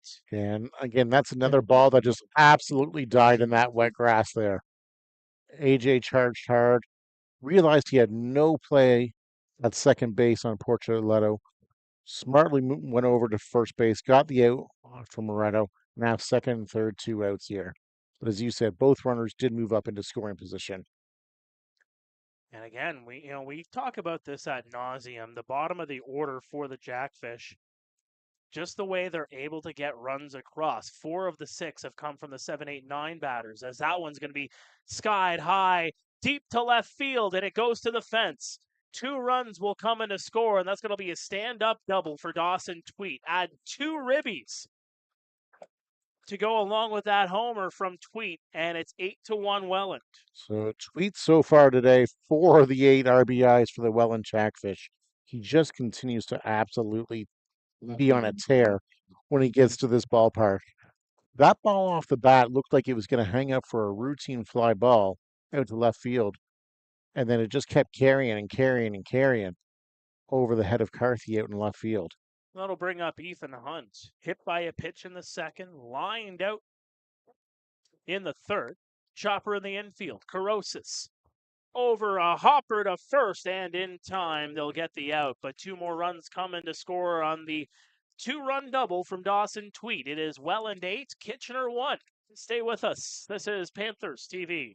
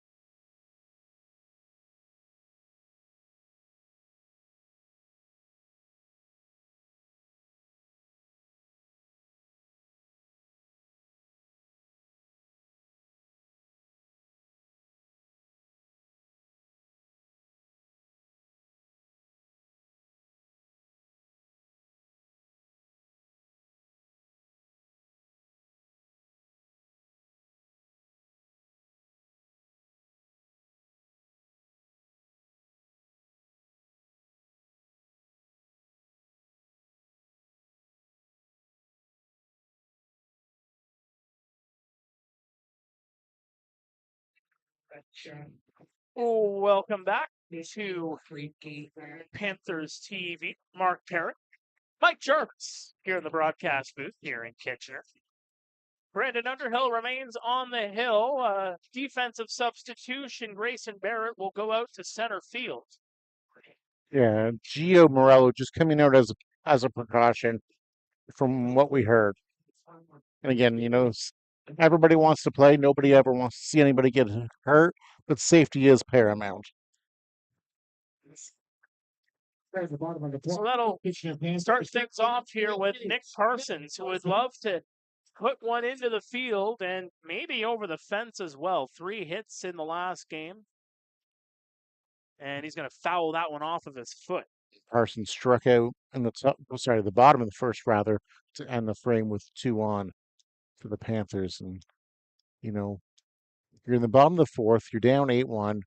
A home run would be nice, but a home run doesn't do a lot for you right now. 8-1, 8-2 doesn't really matter. And it's been the notorious thing this season. We talked about it ad nauseum. The Panthers have the knack of putting that ball over the fence, but not a lot of times have runners been on base for those homers. Chopper in the infield, fielded there by Wisner. Over to scoops up by Moretto in time, 1 away. Yeah, that's a really nice scoop by Moretto over at first base on the backhand. And, the Panthers were in the bottom of the fourth. It's early, but you got to start getting some base runners now because these Welland Jackfish, they're going to continue to come at you all game. So you got to start putting some runners on and finding a way to get them in. I know Underhill had a fantastic regular season. This is his first start here in the postseason. He had a big, close to 40-minute delay. So we'll see how that affects him.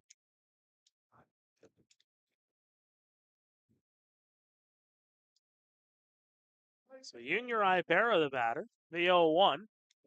That one's going to be sent down the line, foul. So Junior in a big hole, 0-2 now.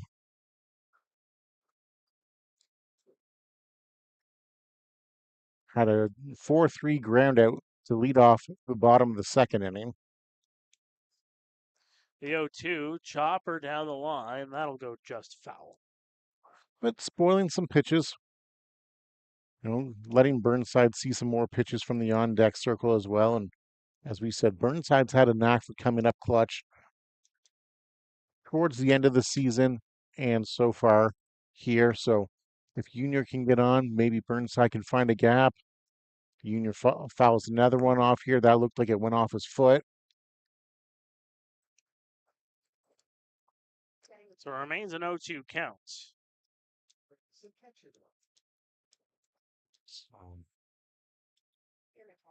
One away here for Junior. Rounded out. Back in the second. Adjust the batting gloves. Give yourself an extra second to get some feeling back in your toes. Just looking to borrow a feeling. Thanks, Kirk. 0-2 is going to miss outside.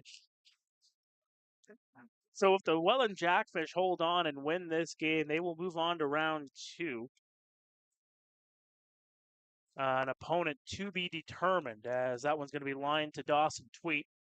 Fielded pretty easily. He'll get it over and retire Ibarra on the 4-3 putout. Bring up Burnside, and Burnside grounded out to the shortstop. Dupuis back in the second inning. We can tell you the other game is in the top of the 5th. London leads Hamilton by a score of 4-1. If these scores hold from where they are right now, the delivery to the plate's going to go across for strike 1 on Ryan Burnside. If these scores hold on, it'll be the top 4 officially advancing into the second round. It'll be Welland and Guelph, as that one misses downstairs. And London will take on Barrie in the 2-3 matchup. Right. I would imagine that if the Fish close this one out, you've already got the park for Thursday. Right. You might as well use it for game 1. Might as well. It's either that or you use it Friday, and then you go back-to-back and go to Guelph on Saturday, because Guelph will indeed have game 2 on Saturday. I'm going to fly into center field, and Barrett will come over to make the catch. It's a 1-2-3 inning We head to the 5th here at Jack Couch. It is Welland 8, Kitchener 1. This is Panthers TV.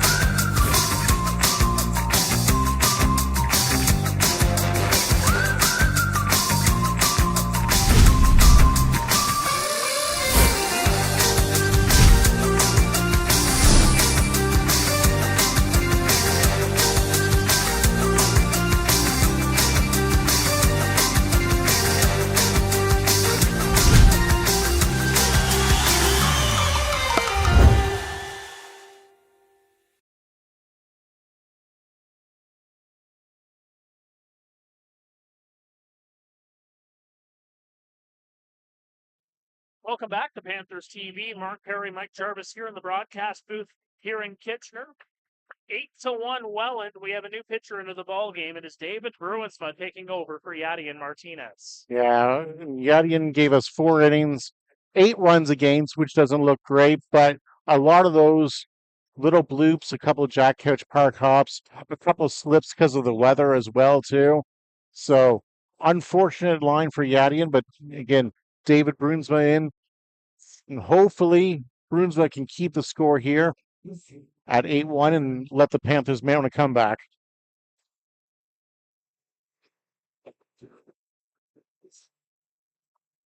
It'll be Tyler Dupuis, Jonah Weisner, and Gio Morello to lead things off here for the Fish. There was a bit of movement on the defensive side of things, so here's how it officially looks for the Jackfish from left to right when they go back on defense at this stage. It'll be Grayson Barrett in left, Mateo Porcelato moves to center, and Ethan Hunt will shift over to right field.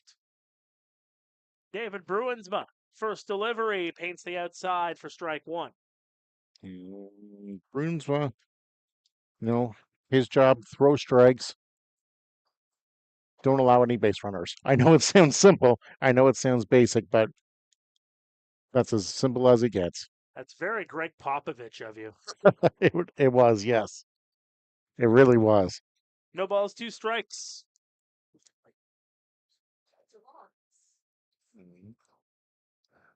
Well, the fact of the matter is, when it's simple, there isn't really any need to beat around the bush. No. It is what it is. No.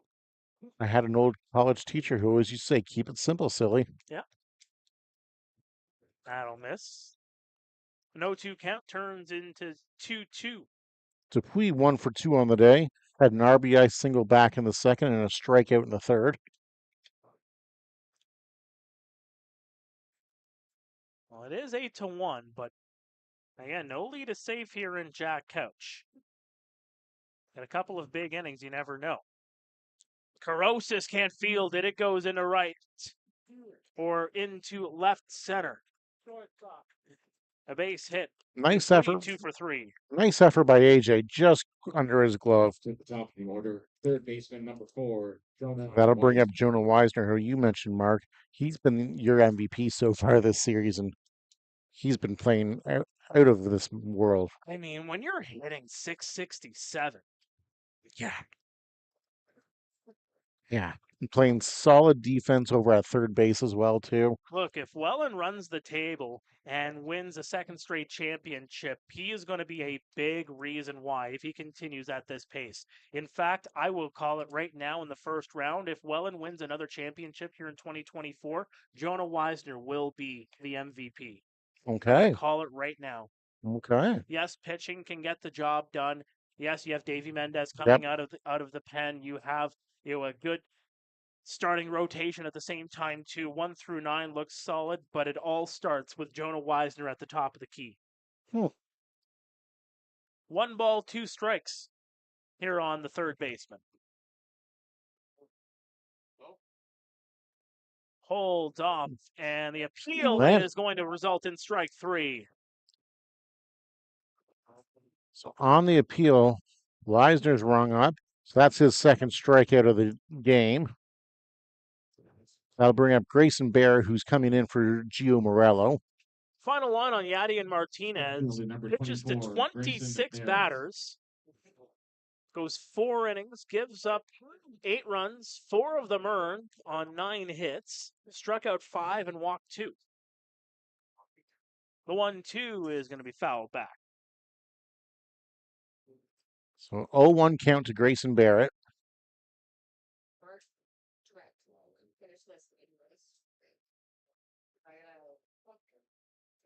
So we're right. Barrett back on our score sheet here. Yeah. So That's going to miss. 1-1 count to Barrett now. Brunsmos would love a double play ball here.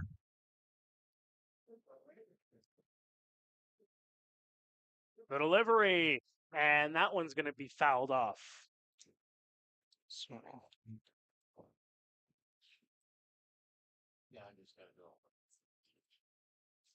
So Barrett in the hole, 1-2 here.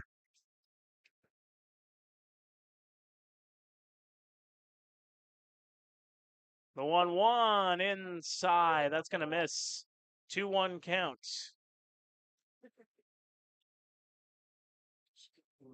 2-2, I believe, is It is 2-2. My apologies. what it should be here. Have a little bit of mid-game having a switcheroo here in the broadcast booth. It's a 3-2 count here now.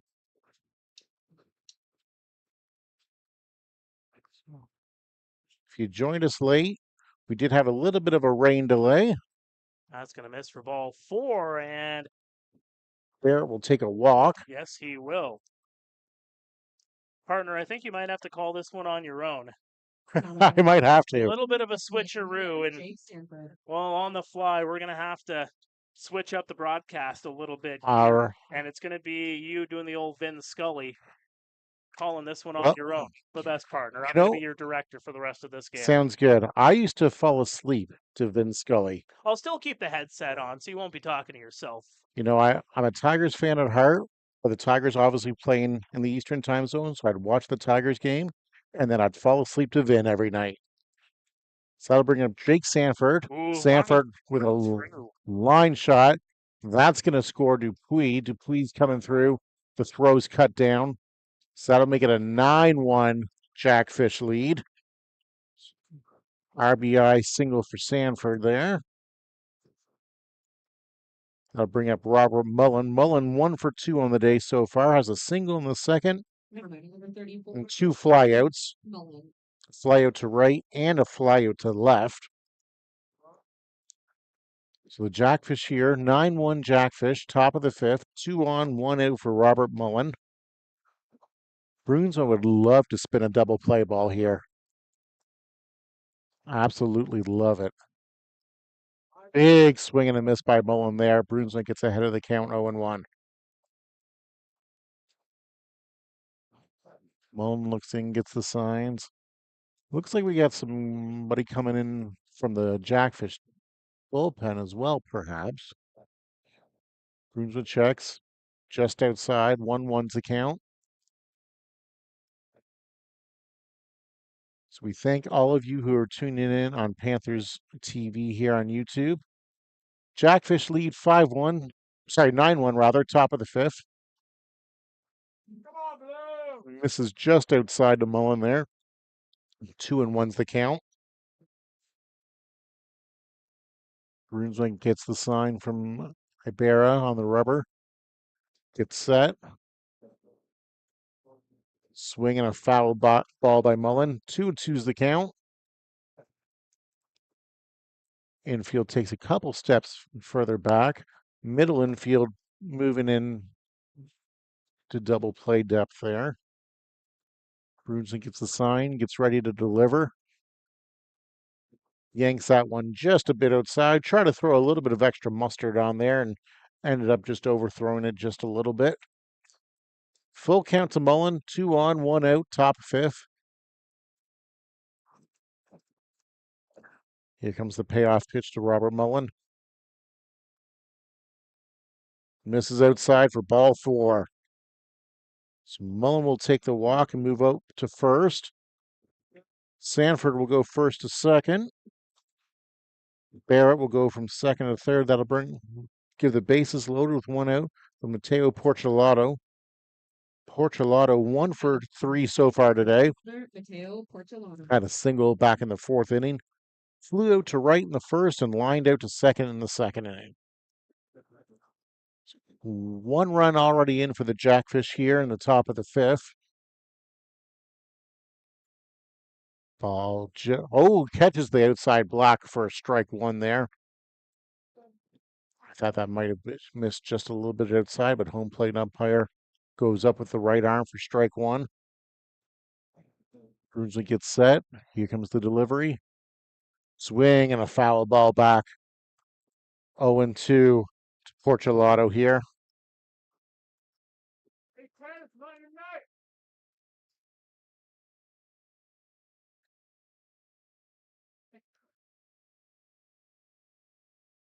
Brunswick gets ready. Delivers the 0-2. Low and outside for a 1-2 count. And, it's almost imperative that Brunswick strands these runners out on the bases. 9-1 Jackfish lead, top of 5th. Swing and a foul back. Good at bat by Portolato here. Foul off some tough pitches from Brunsma.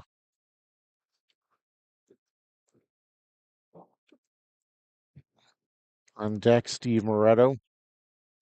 1 for 3 so far today. Brunswick gets the sign.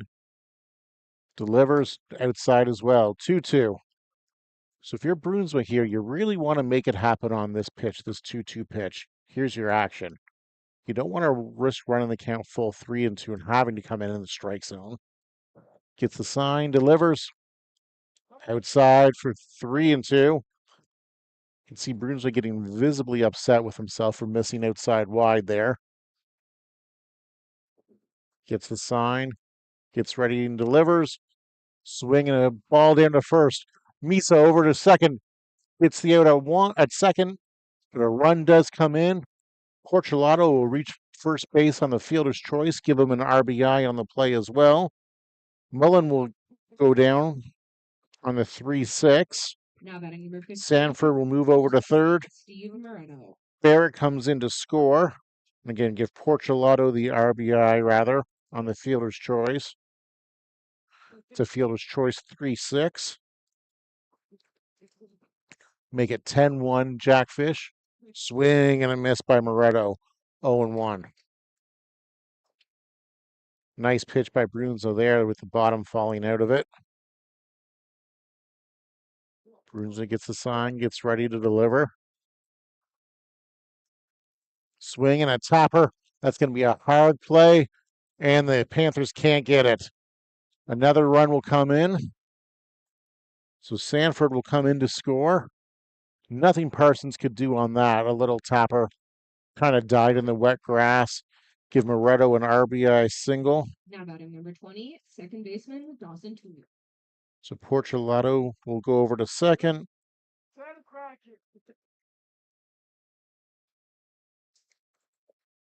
11-1 Jackfish lead. 2 on, 2 out here. Brings up Dawson Tweet. Tweet with a ground ball. Misa Fields bobbles a little over to Brunzo, and they get the final out at first base. Jackfish get a couple. Panthers trail 11-1 after the top of the 5th. We'll be back in 60 seconds.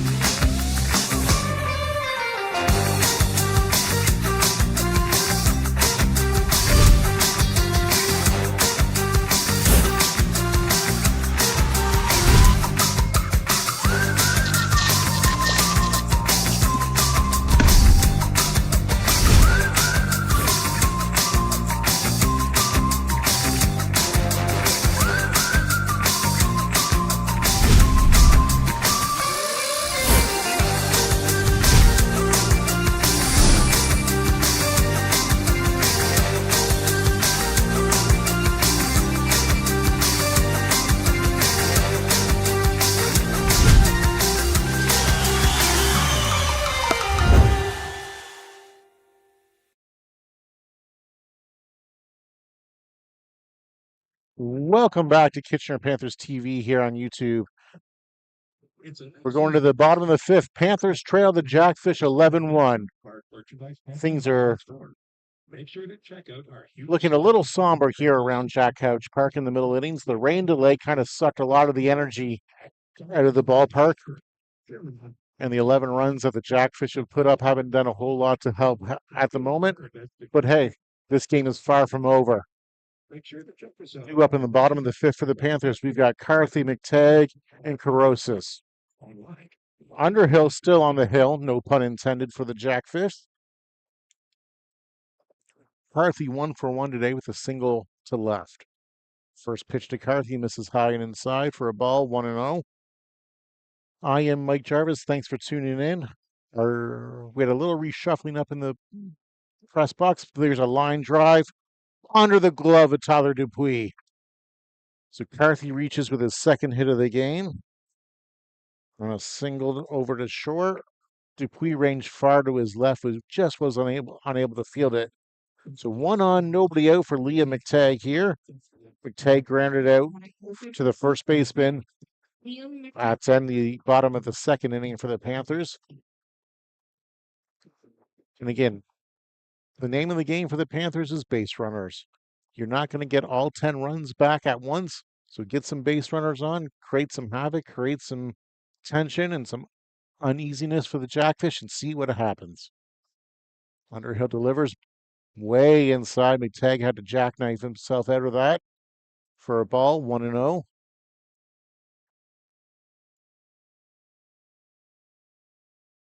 Wisner playing in almost at the cut of the grass, maybe expecting a bunt.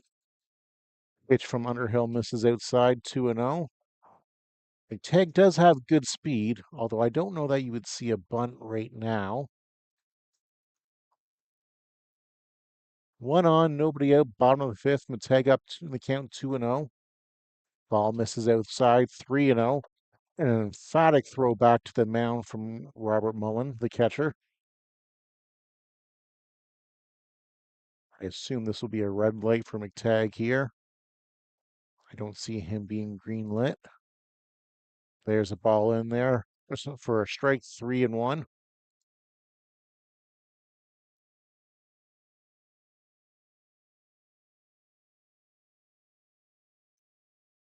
McTagg, of course, if you're not familiar with him, is a junior player for the Panthers. 3-1's fouled back, 3-2. So on that under 22 team for the Panthers. Trying to earn himself a senior card for next season. And he's done nothing to hurt his chances, that's for sure, so far this year. Very limited action for the Panthers, but has impressed from what we've seen. Ball misses high and outside for ball 4. So now all of a sudden, Panthers 2 on, nobody out. That'll take it back to the top of the order for AJ Carosis. AJ 0 for 2 today with 2 4-3 ground outs. Now batting back to the top of the order, number 11, shortstop, AJ Carosis. AJ in his first full IBL season, he was a junior Panthers call-up. University of Charleston is where he plays his collegiate ball. Pitch from Underhill comes in, misses outside, 1-0. All of a sudden, Underhill falling behind some hitters here in the bottom of the fifth. Only had 10 walks all the regular season. So a walk here to McTagg. Swing and a foul ball by AJ, 1-1. That is the first Panthers walk of the game so far. 4 Ks for Underhill through 4 innings. Just the 5 hits as well. Yeah. It's not doing too badly. Swing and a fly ball deep to left center. Way back, and that ball is gone. AJ Carosis with a 3-run home run to left center field. Gets the Panthers a little bit closer, 11-4. And all of a sudden, some life is into this ballpark. We got some hooting and hollering. We got some tunes being blared.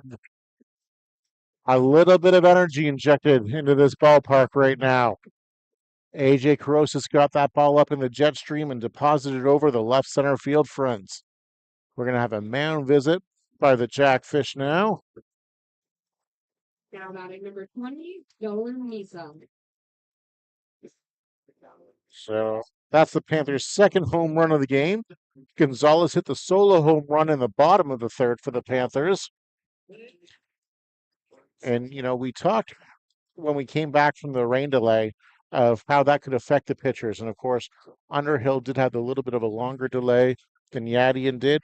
It didn't seem to affect Underhill in the fourth inning as he set the Panthers down in order. But 3 batters faced here in the bottom of the fifth. 3 Panthers have come around to score. And that's what you need to do if you're the Panthers. You get on him, get the confidence up in your bats, and try to get on him a little bit more here. Underhill is a quality pitcher, but finding himself into a bit of a jam here in the 5th inning. And they're going to appeal. They're going to say that AJ missed first base, but first base umpire says nope, he touched it. So the appeal goes for naught. Should note, Mike. Nolan Misa with a chopper to third. Fires over to first, and he's going to be safe. The ball hopped over on first base on the throw from Wisner.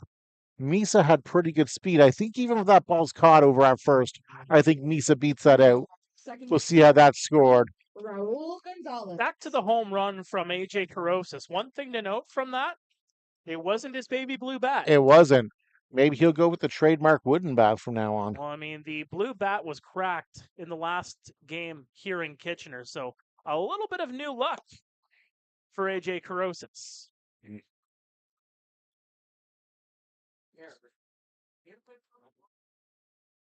So the first ball to Gonzalez goes low for a 1-0.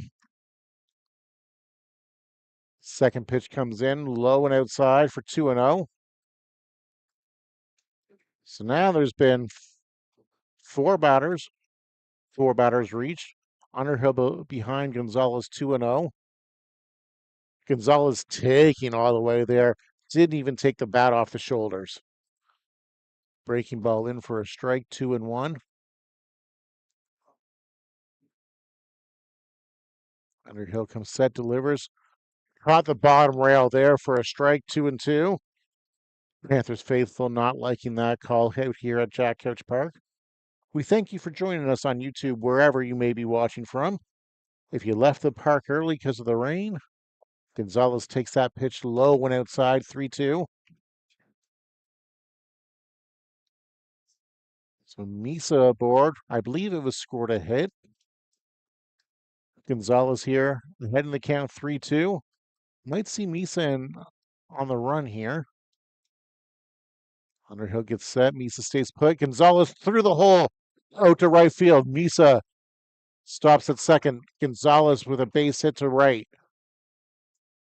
Panthers have something cooking here in the bottom of the 5th. 2 on, nobody out for Eric Martin. Now batting right fielder number 67, Eric Martin. Martin so far today 1 for 2, had a single in the first and went down swinging in the 3rd inning. Right before the rain delay happened. Eric Martin. I have him. Martin in his second IBL season. Did play 8 games for Kitchener in 2022 and hit .367. 5 home runs. He is a large ball player, to say the least. 6'4", 218 pounds. Very young, too. Was part of that junior Panthers team that was part of that bronze medal run at Halifax a couple of years back. Martin swings. That ball is going to die out in medium depth. Misa takes a couple steps off second, but not going anywhere. So Martin out with an F8. That'll bring up Nick Parsons. Parsons 0 for 2 today. A strikeout in the first and a 5-3 grand out in the 4th inning. Panthers faithful would love a base hit from Parsons here.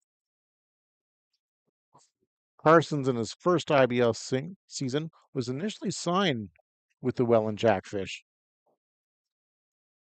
That's you're thinking of Dakota Park. Right. Yes, sorry. As I said, it's been a long day today. I can imagine.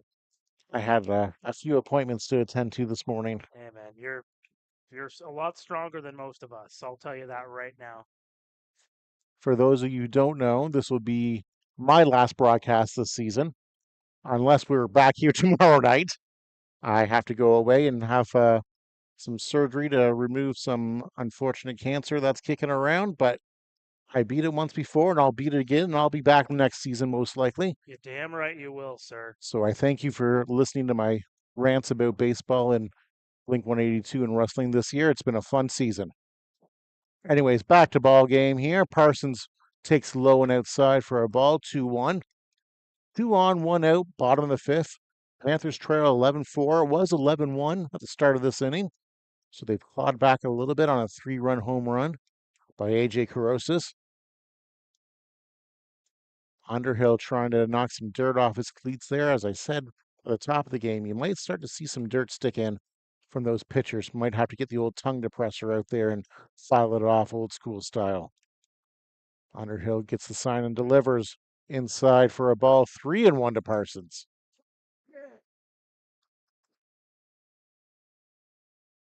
So Parsons here in his third IBL season was used primarily as a catcher in 2021. And takes inside for a ball, ball 4. Now all of a sudden the bases are loaded. Bases loaded, 1 out. For imports near Ibarra. For 48, Ibarra. Junior with his second season here with the Panthers.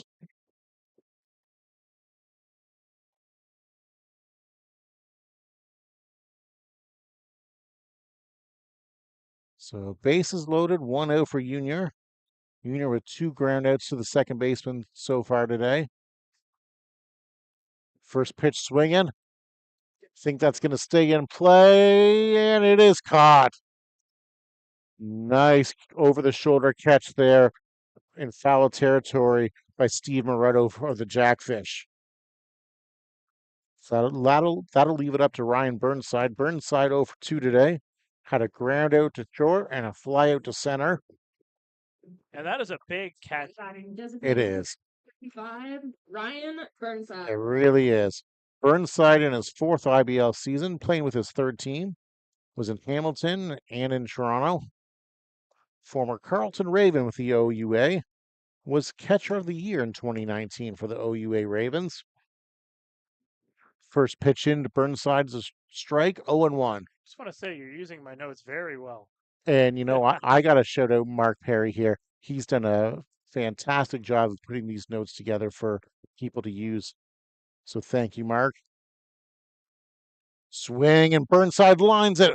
What a play by Tweed over to Dupuis for the force out. That saved a hit and at least probably 2 runs. What a play at second base by Dawson Tweed, raging far to his right into the diving stab. Panthers get 3 and climb a little bit closer. We'll be back after the break.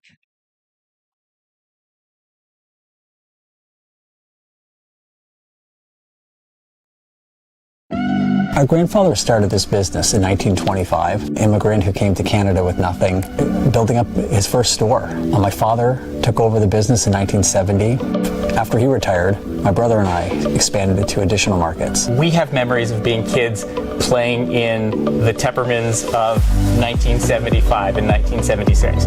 We are so much more than that today, and we are still fundamentally exactly the same thing.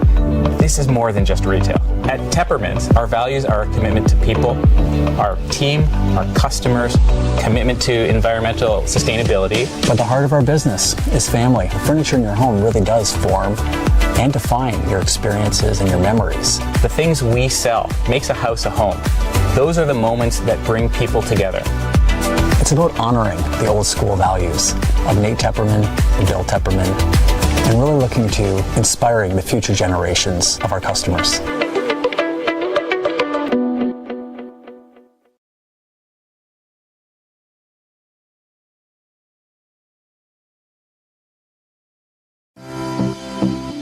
At Heathwood Homes, tradition means a lot. The reputation for quality, service, and customer care are all part of Heathwood's tradition. And that has made them the most successful new home builder. Thousands of people are now proud to be living in a Heathwood home in one of their many outstanding communities, and you can too. Visit heathwood.com to learn more about their fabulous communities.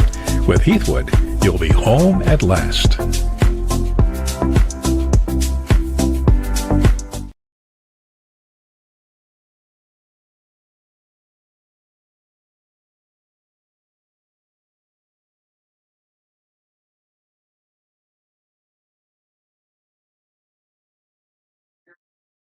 Welcome back to Panthers baseball here. We are in the top of the sixth. Panthers trail the Jackfish 11-4. It was 11-1, but hey, the Panthers climbed a little bit closer. We've got a new pitcher in the ball game for the Panthers. Number 38, Danny Garcia.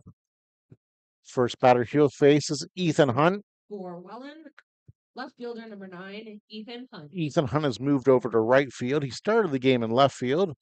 So with Morello coming out, the Jackfish have played musical chairs with their outfielders, and that's okay. First pitch to Hunt, inside for a break with a breaking ball. 1-0. You ever been good at musical chairs? I haven't played in probably 35 years or so. Okay. But no, I was not good, to say the least.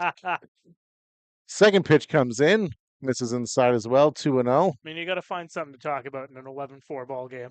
Well, I mean, the Panthers are coming back. They are. And Garcia catches the inside corner there with a strike, with a front door breaking ball, 2-1. I mean, if the Panthers can hold them here, chip it through a little bit more, 2 or 3 more runs, then all of a sudden you got an 11-6, 11-7 game. Swings. Hopper over to third base. Parsons fires over to Meesing, gets him on the 5-3. So Hunt is retired for the third time today. That'll bring up Tyler Dupuis. Tyler Dupuis. Dupuis so far today, 2 for 3, 2 singles and a strikeout. That's an RBI and 2 runs scored. And I know Mark was going off earlier today about Jonah Weisner being the MVP for the Jackfish. For me, it's Tyler Dupuis. The plays that he makes in the field, and again, kind of works as that faux leadoff hitter as well to get the lineup back to the top of the order. Just a great all-around ball player. I love watching him play defense. I can't get enough of it. That play he made here 3 weeks ago or whatever it was, that's the play of the year. Dupuis, the swing on the 0-1, drives the ball deep into center, and that is caught for a long out, number 2. Bring up the top of the order, and Jonah Weisner. Top of the order. Weisner 2 for 4 today. For Jonah Weisner. 2 strikeouts, 1 swinging, 1 on the check swing, so we'll call it looking. Has 2 singles and a run scored. Weisner on the year, or so on the playoffs, hitting an absurd .667 coming into today's game. First pitch from Garcia misses just a little low for a ball. 1-0. Garcia gets the sign, gets ready to deliver. Swing and a line drive, base hit out to left field. So the third hit of the day for Weisner. That makes sense with his average coming into today. That'll bring up Grayson Barrett. Barrett, who did come in for Morello in the 4th inning. Morello, again, if you joined us late, was hit by a pitch in the 1st inning. And the Jackfish have taken him out just as a precaution, we're told. Number 24, so Wilson Barrett. Hopefully Morello's feeling okay after that hit by pitch up in the upper extremities. And they'll have at least a couple of nights to rest as well. Because again, it doesn't matter if the Panthers come back and it forces a Game 5 on Thursday or the Jackfish win this series. I would imagine you're going to at least see it's going to be Thursday or Friday would be Game 1 in Welland. I would think so. I would think so. Garcia delivers the 0-1. High and outside, 1-1. So Barrett today, 0 for 0 officially with a walk.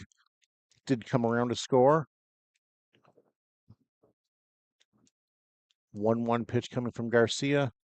Swing, and that ball is through the hole in between first and second into right field. Base hit for Grayson Barrett. He's got some bad news for the Panthers. He's on base for the second time today.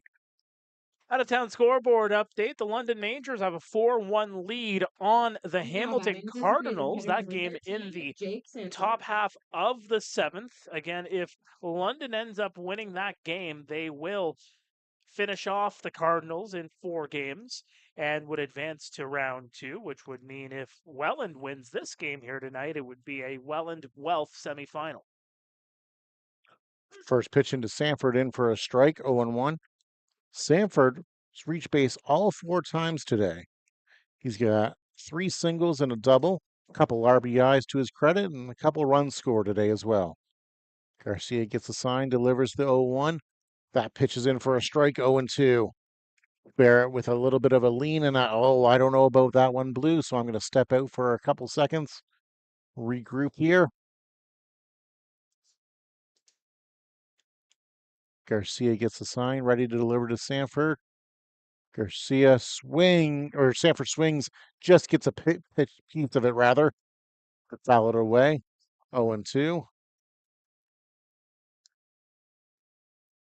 So a number of people on the live stream, 378 of you.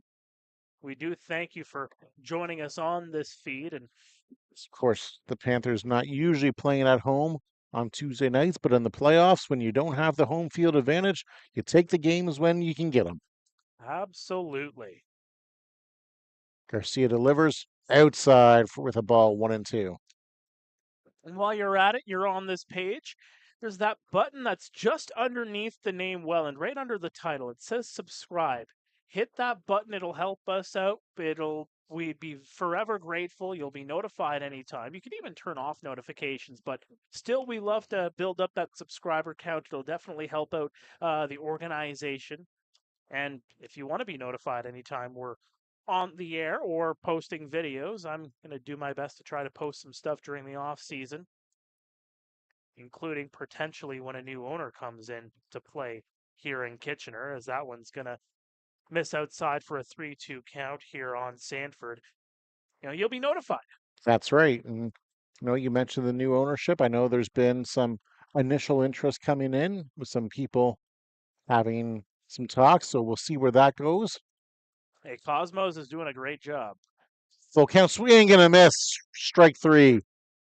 Sanford goes down, strands 2. We're going to the bottom of the 6th. Panthers trail the Jackfish 11-4. We'll be back after the break.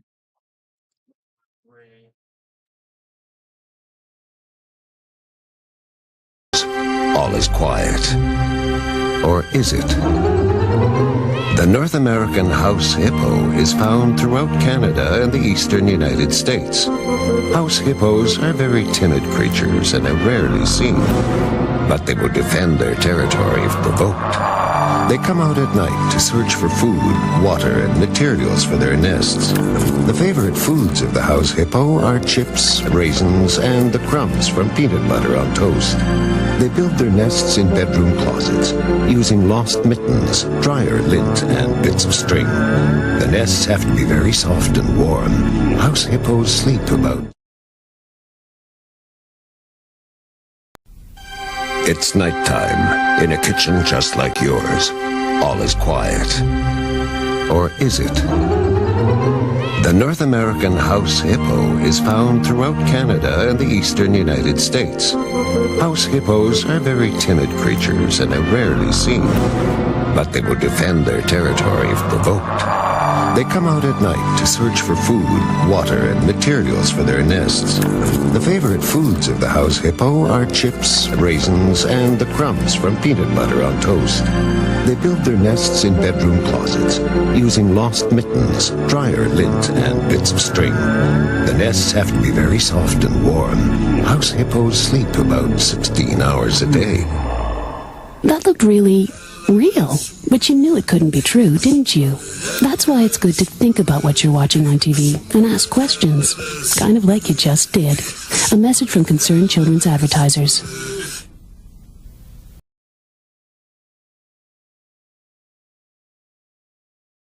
And welcome back to Panthers TV on YouTube. I am Mike Gervais. Mark Pare is joining intermittently here. We've had to have some reshuffling up here in the broadcast booth. So Mark's pulling double duties as our producer as well. Bottom of the sixth. Hey, when you're short-staffed and things come up, you never know. You have to pivot in an instant. That's right. So Panthers trail the Jackfish 11-4 here in the bottom of the sixth. Just don't tell Ross Geller to pivot. Jordan Carthy with a swing. Deep drive, track wall back, and that ball is gone. Jordan Carthy with his third hit of the game makes it an 11-5 game.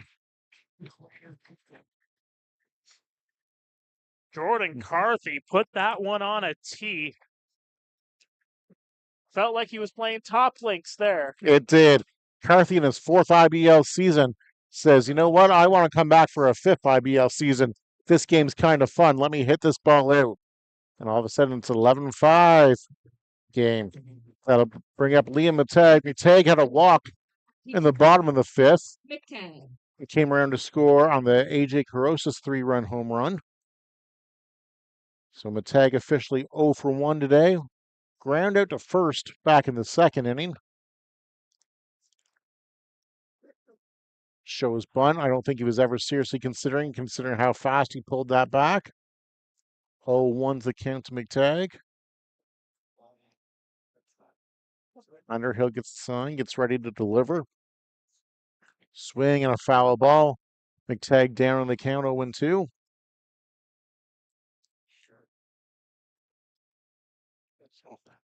Carosis lurking on deck. No baby blue bat, but hey, the wooden bat did just fine last inning. Underhill gets the sign. McTagg digs in. Underhill delivers. That ball is low. 1-2 is the count to McTagg. Again, McTagg getting his first cup of coffee with the Panthers, was a member of the 22U Panthers and trying to get that senior card for next year. Underhill delivers and a foul ball by McTagg, staying alive in this count.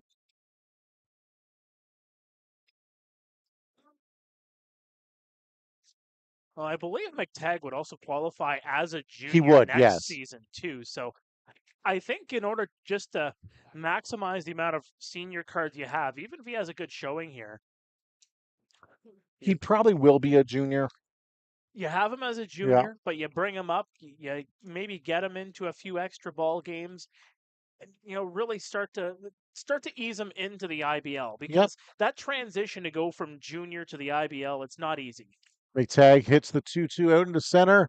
And that ball is going to be ran down. So that's an F8 on your scorecard. Bring up AJ Carosis. Carosis 1 for 3 today. Of course, he did have the big 3-run home run out to left center in his last at bat. Other than that, has a couple of ground outs to second base today.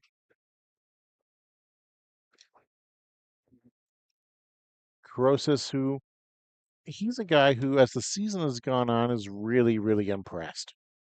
He really has. A guy that started off as a junior a couple of years ago, comes in, gets his at-bats, and is really taking advantage of his spot, whether he's the leadoff guy or a guy deeper in the lineup. Carosis swing on a drive. Ball deep to center field. Track wall, and that ball is caught at the base of the wall. Just needed a little bit more, unfortunately.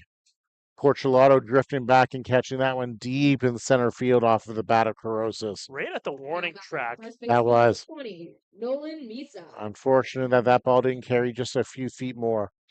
I'll bring up Nolan Misa. Misa reached base last inning on a single. Swing and a miss by Misa to get down 0-1. Misa has a strikeout and a flyout to right so far today, and the infield single back in the fifth. Underhill delivers. That ball is low and outside for a ball. Mullen says, you know what? I want to go chat with my pitcher here. And that's not a bad thing to do here. They haven't had to do this all that much here in this game. Just have the conversation. For the most part, they've been really in sync with one another. They have, yes. But you know what? Mullen said, you know what? We don't want to see another ball go bye. So Let's have a little conversation. Such a fool for you. Underhill delivers, and that's in for a strike. 1-2 to Misa. Just playing a game or two. That ain't no lie. That ain't no lie. Neither is that, as that ball is going to flail into right field for a single. Now 1 on, 2 out for Raul Gonzalez. Raul, who had a single himself last time. Big home run back in the third inning and a single back in the first as well. Baseman number 18. And just to go back on Misa, another guy that's really impressed, as it looks like Brian Essery is going to come out. We might have a pitching change coming here. But, really impressed with Misa and just what he's been able to do in his first IBL season. Straight from the OUA with the Water the Warriors organization. And yes, Underhill's going to get the hook. So a new pitcher will come into the ball game here for the Welland Jackfish. Mike's occupied trying to figure out who it is. We're going to send this to a 60-second break. Stay with us. This is Panthers TV. The Panthers, with 2 away, 26. have one on the board. When you're looking for a baseball or softball cleat, the first thing you need to know is what sport do you play, softball or baseball? For softball, there are 3 kinds of cleats that are good for you. The turf cleat, the rubber cleat, or the TPU cleat, which is known as hard plastic. The turf cleat is made for hard surfaces, synthetic, and gives you the feel of a running shoe. The rubber cleat is a softer spike and is made for beginners to mid-level players. The TPU cleat is a harder spike, gives you better performance and more stability while running the bases. When we look at baseball cleats, the 3 same apply: the turf cleat, the rubber cleat, and the TPU cleat. For turf cleat, it is also available for coaches. Then we add the metal cleat. The metal cleat is used for bantam players and up, and elite players as well. Please verify with your local association and rulebook that the metal cleat is good for you. If you need more tips on baseball cleats or softball cleats, please come and see us at Source for Sports, because at Source for Sports, we know our stuff.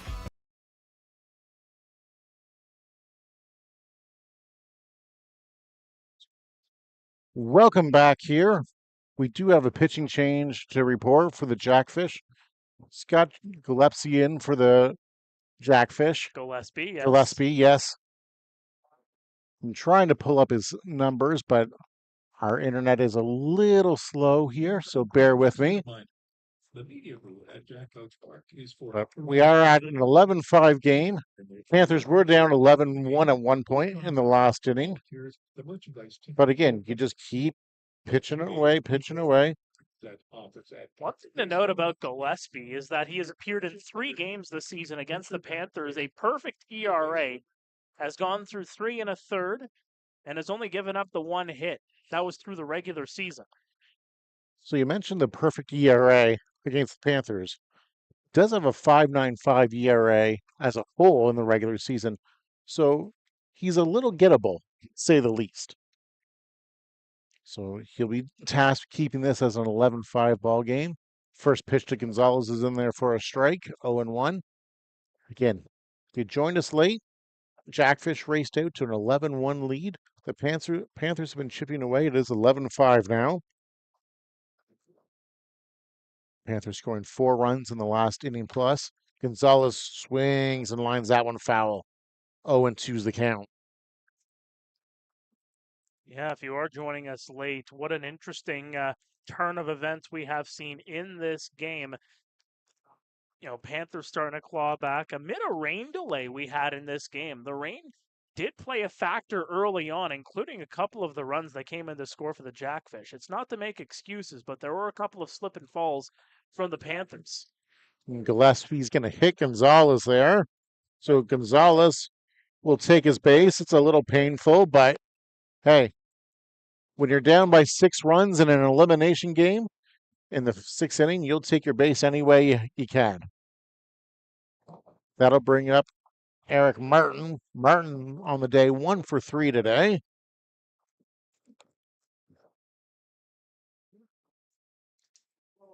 And Gillespie is in his 3rd IBL season.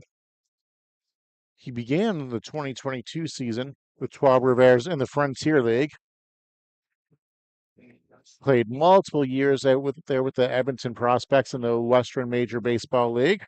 So well traveled. The Panthers center fielder number 67, Eric Martin. Eric Martin so far on the day. Martin 1 for 3 with a single in the first, a strikeout, and a fly out to center. 2 on, 2 out for the Panthers. Bottom 6, Panthers trail by 5. Sorry, by 6 rather. So you're telling me there's a chance? Yes, Lloyd Christmas, I am telling you there's a chance. Now, it's the old saying, Don Menard always said it in this ballpark. There is no lead that is safe in Jack Couch. It doesn't matter the opposition. It doesn't matter what the score line is. I've seen comebacks from double-digit deficits in this ballpark. I have scored many of them over the years. And I heard last week Jack Couch Park referred to as having voodoo magic. That ball is inside. 3-0 to Martin. So people around the league know of Jack Couch Park's prowess as well. So it's not just us touting it. And we've seen some football scores in this. We sure have. In this ballpark this season. Of course, the NFL regular season gets underway next week. OUA just got underway last weekend, if I remember correctly. Swing and a miss by Martin there. Yeah, Laurier getting a big victory against McMaster on the weekend. Right. So they get their season started off on the right foot. The Warriors losing week 1 to Toronto. 3-1's the count to Martin. Swings and fouls that one back. 3-2. So full count to Eric Martin. And again, the OUA season underway. Going to be underway rather in baseball very soon as well, and even out in Quebec. That's why you don't have Jet Gervais here in the lineup. He's back at McGill getting ready for his season. Runners will be on the move here. Misa at second, Gonzalez on first. Gillespie delivers, swing, and a ball. Wheat Fields over to first, and there's the final out of the inning. Panthers get a run, but still trail by 6. Panthers trail the Jackfish 11-5. We're going to the 7th. We'll be back in a bit.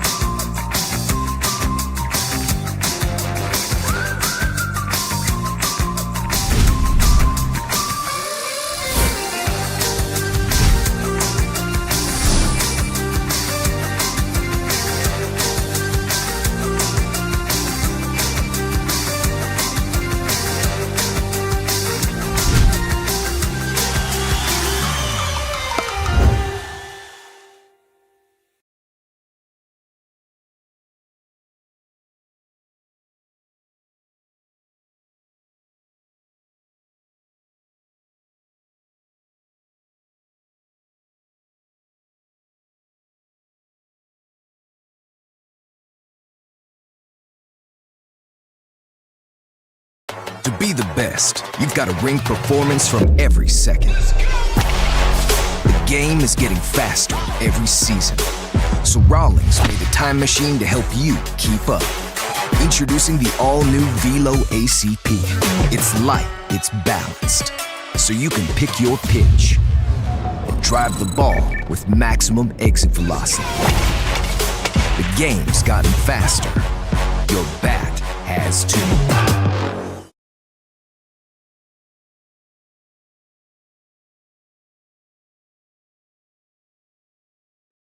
And welcome back to Panthers Baseball on YouTube. We are on the top of the 7th. Panthers trail the Welland Jackfish 11-5 here in the top of the 7th in Game 4. If the Panthers lose today, their season is over. Tasked with keeping the deficit as it is Jose Vasquez for the Panthers. Vasquez is in his 3rd IBL season. Was out in Brantford in 2016. Signed with London in 2020, but the season was canceled due to COVID and came to Kitchener last year in 2023. Fun fact about Jose Vasquez: second-degree black belt in Taekwondo. Let's hopefully hope he doesn't have to use any of those moves out there today. He gets himself a clean 1-2-3 inning. Off the top of the seventh for the Jackfish. And he'll face 34, Robert Mullen. the heart of the order, just about the heart of the order. Robert Mullen, Matteo Porcelato, and Steve Moretto due up for the Jackfish. Mullen so far today, 2 flyouts and a walk. First pitch from Vasquez, high for a ball, 1-0.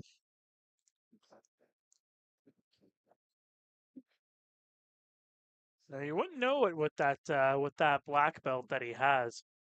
Just such a positive guy in the clubhouse. Vasquez always smiling, having a good time out there, and just a great teammate. And that's what you want. On that out-of-town scoreboard, in the top of the 8th in Hamilton, London Majors are up 4-1 on the Hamilton Cardinals in the top of the 8th. Of course, if the Majors win that game, then they advance to the next round. 1-1 pitch to Mullen is a strike, 1-2. Vasquez leaning in to get the sign from Junior, as we nicknamed the Sheriff this year. 1-2 pitch to Mullen. Swing and a chopper foul behind the plate. Stays at 1-2. Happy that the weather is somewhat held off. We did have about a 37-minute rain delay, around 8:30. And for those that are wondering about the attendance here tonight, that rain has something to do with it. Yeah, absolutely. The forecast was grim coming into today. And then the rain came, and it came pretty good for a while. So a lot of people headed for the exits, and maybe they're joining us on YouTube now. So we're happy that you are joining us if you did come. Swing from Mullen over to Corosas. Corosas fires over to Misa and puts him out for the 6-3 in the first out of the inning.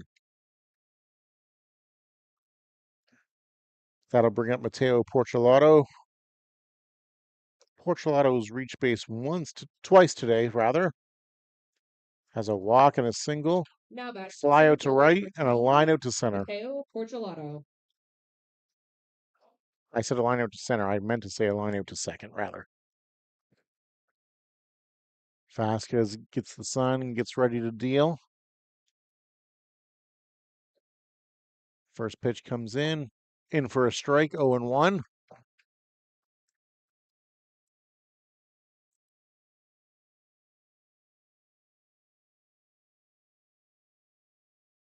And again, 11-5 Jackfish lead here in the top of the 7th. 0-1 pitches in for a strike, 0-2. So Panthers were down 11-1 at one point and started to chip away. Will they have enough at-bats yet? 9 outs to go, so anything can happen, especially in this ballpark. 0-2 pitches in for a ball, 1-2. Vasquez taking a step off the rubber.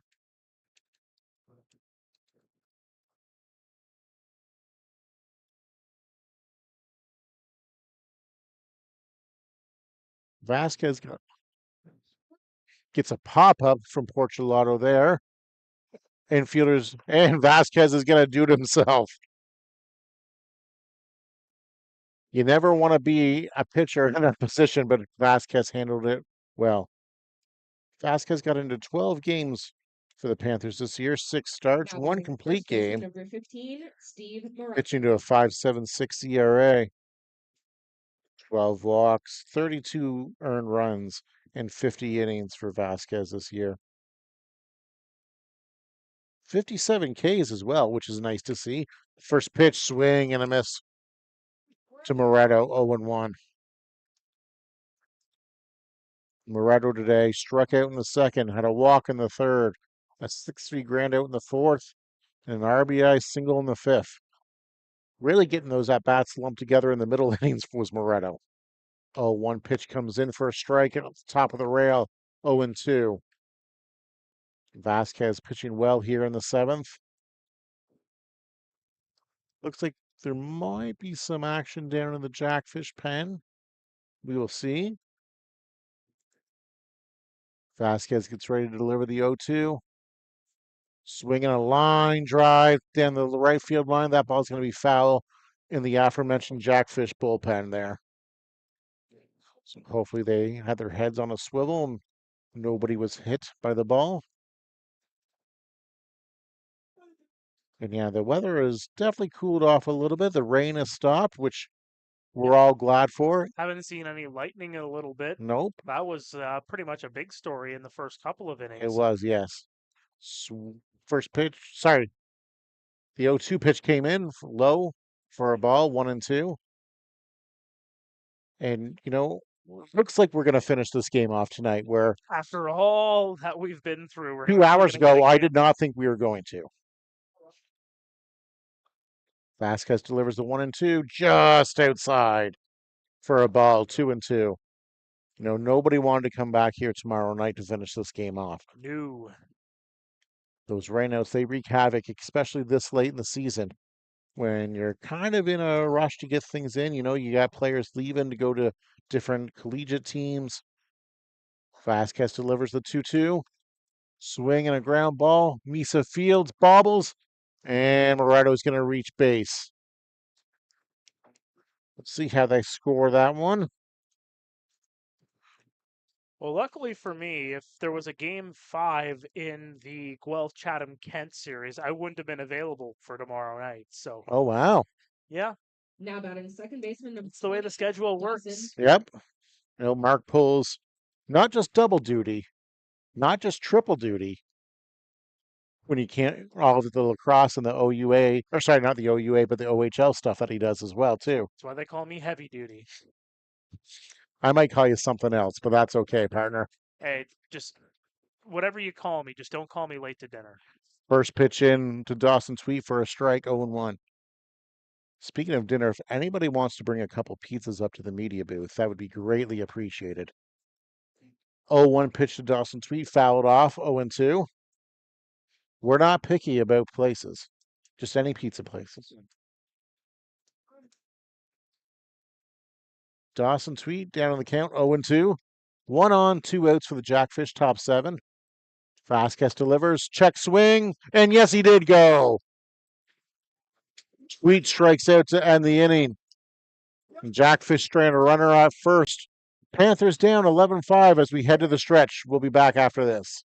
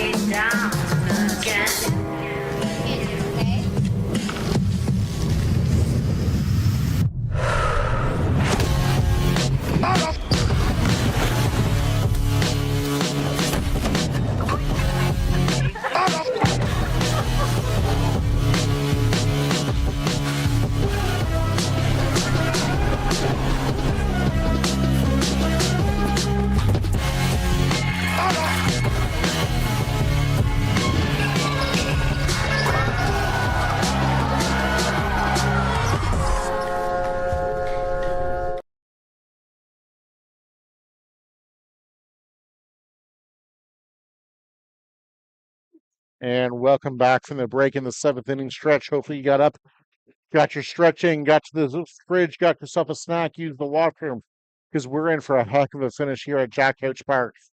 Panthers trail the Jackfish 11-5 as we go to the bottom of the 7th. Scott Gillespie still in for the Jackfish. He'll face Nick Parsons, Junior Ibarra, and Ryan Burnside due up for the Panthers. An 11-5 ball game here as the Welland Jackfish look to close out this series in the out-of-town scoreboard. Starting off the bottom of the 7th. As we take a look at it, I believe London is still in the lead. It's still 4-1 in the bottom of the 8th. Yeah, there hasn't been any scoring updates in that one. It's been a lot of zeros across the board in the later stages of that contest. First pitch, Parsons swinging. That's going to find a gap. Parsons takes a big turn. He's going to get into second as that ball is going to get by Porchelato. Porchelato almost with a wild throw into the infield. Parsons will come in with a double. Pitcher number 48, Junior Ibarra. That'll put on one on. Nobody out for Junior Ibarra here.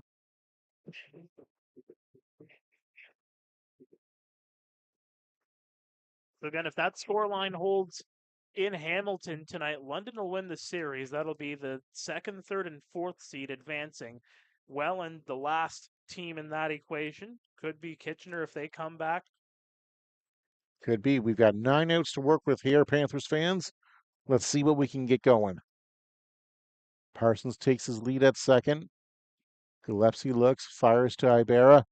Outside 1-0.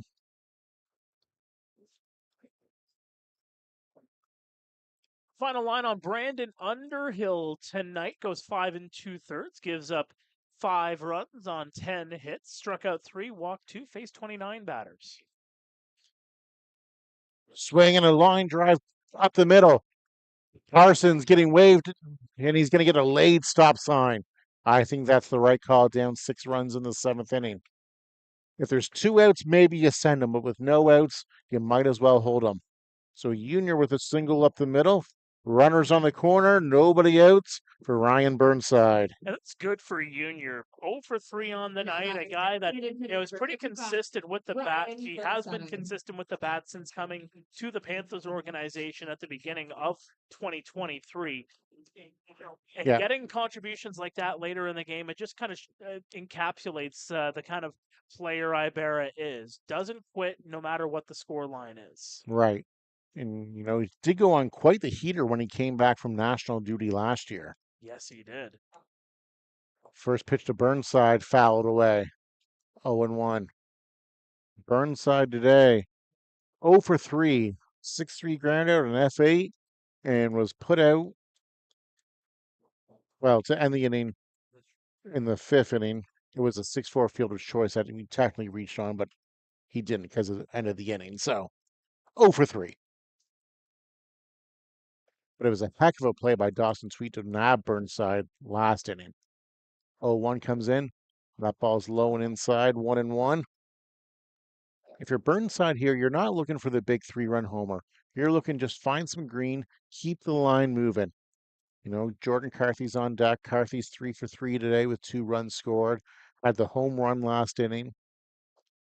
1-1 to Burnside. Swing and a foul ball. That's going to be 1-2. Again, you can't get 6 runs back at once. So keep chipping away, and you never know what'll happen. I'm looking in the Panthers bullpen. I don't see any movement in the bullpen at the moment. It should be noted we don't have a great vantage point from it up here in the media booth. That'll be a 2025 thing. We got a new owner in, maybe invest in a couple of extra cameras. Yep. I've been banging that drum for years, hopefully. And we're limited to what we can do and what we are approved to do here for 2024. Next season. Burnside rang up on a pitch on the inside rail, and Burnside does not like it. He has a few words for the home plate umpire. So that'll bring up Jordan Carthy. Runners on the corners, 1 out. Carthy 3 for 3 today. 2 singles and had the big home run last inning. So again, you don't necessarily need to replicate the home run. Just keep the line moving. First pitch to Carthy, swing and a miss, strike 1. Just reading somewhere in the chat, someone in Kirkland Lake tonight. Wow. Okay. My neck of the woods. Okay. Well, welcome. Rwanda, right on the other side of the border, the home of the Huskies. The QMJHL season almost getting underway, too. 0-1 in there on the outside rail. 0-2. That's the same pitch that Burnside got rang up on. Just Carthy, a right-handed batter, and Burnside, a left-handed batter. So 0-2 to Carthy. You got to go into protect mode now. You've seen what the zone's going to be. You've got to protect. Swing and a foul ball down the right field line. Off the fencing down by the Jackfish bullpen. And that's what's great about this. One of the things that's great about this game, it brings people together from all over the world, all over the province and country. Yeah, and even outside of Canada, too. Exactly. 0-2 to Carthy. Swing and a miss. Carthy goes down swinging on a pitch that was maybe out of the zone, but again, you got to protect. 2 on, 2 out for Liam McTagg. McTagg does have a walk and a run scored. That was back in the 5th. Fielder number 52, Liam McTagg. Just missed a home run last inning. He hit that ball to straightaway center field. If that ball was hit in the first or second inning when that wind was really blowing out, that would have traveled over for a homer. But the wind has died down to a standstill now. So 2 on, runners on the corners, 2 outs for McTagg. First pitch is called a strike. So McTagg's seen the zone now. Panthers dugout did not like that call. 0-1 to McTagg. And that ball's outside. 1-1.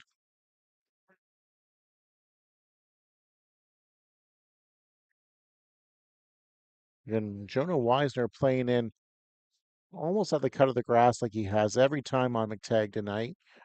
Expecting McTagg to drop that bunt down. McTagg takes a big hack and comes up empty 1-2 rather. I know you're anxious with 2 guys on base, and one swing of the bat could make this a 3-run game, but take your hacks, but be responsible with it at the same time, too. 1-2 pitch. Inside, 2-2. Gillespie wanted that one. That was almost in the same spot that Burnside got rang up on. 2-2's the count. McTagg again, just hoping to find some green, keep this line moving for AJ Carosas, who has a 3-run home run tonight. 2-2 to McTagg coming. Swing and a miss, strike 3. So after Panthers put runners on the corners with nobody out, Gillespie recovers to strike out the side in order. Panthers trail Jackfish 11-5 as we head to the 8th. We'll be back after this.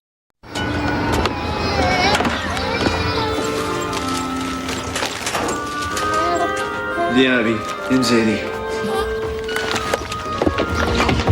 Téléphone. Yeah, but you told me that. Okay.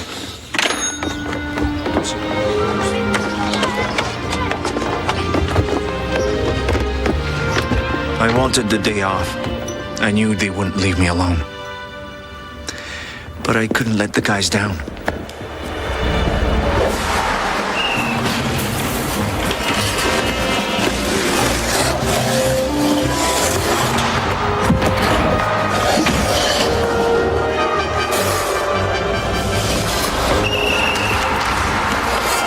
That night in 1944, Montreal beat Detroit 9-1. Maurice Rocket Richard scored 8 points, 5 goals, 3 assists. A legend was born.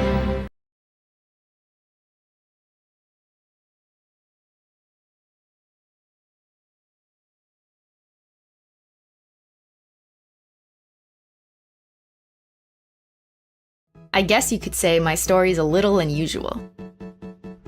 I spend my days analyzing crime stats for the government, and my nights playing with nail polish and creating nail art looks. I share those ideas with millions of people on YouTube, who gave me the opportunity to use what I learned to start my own brand.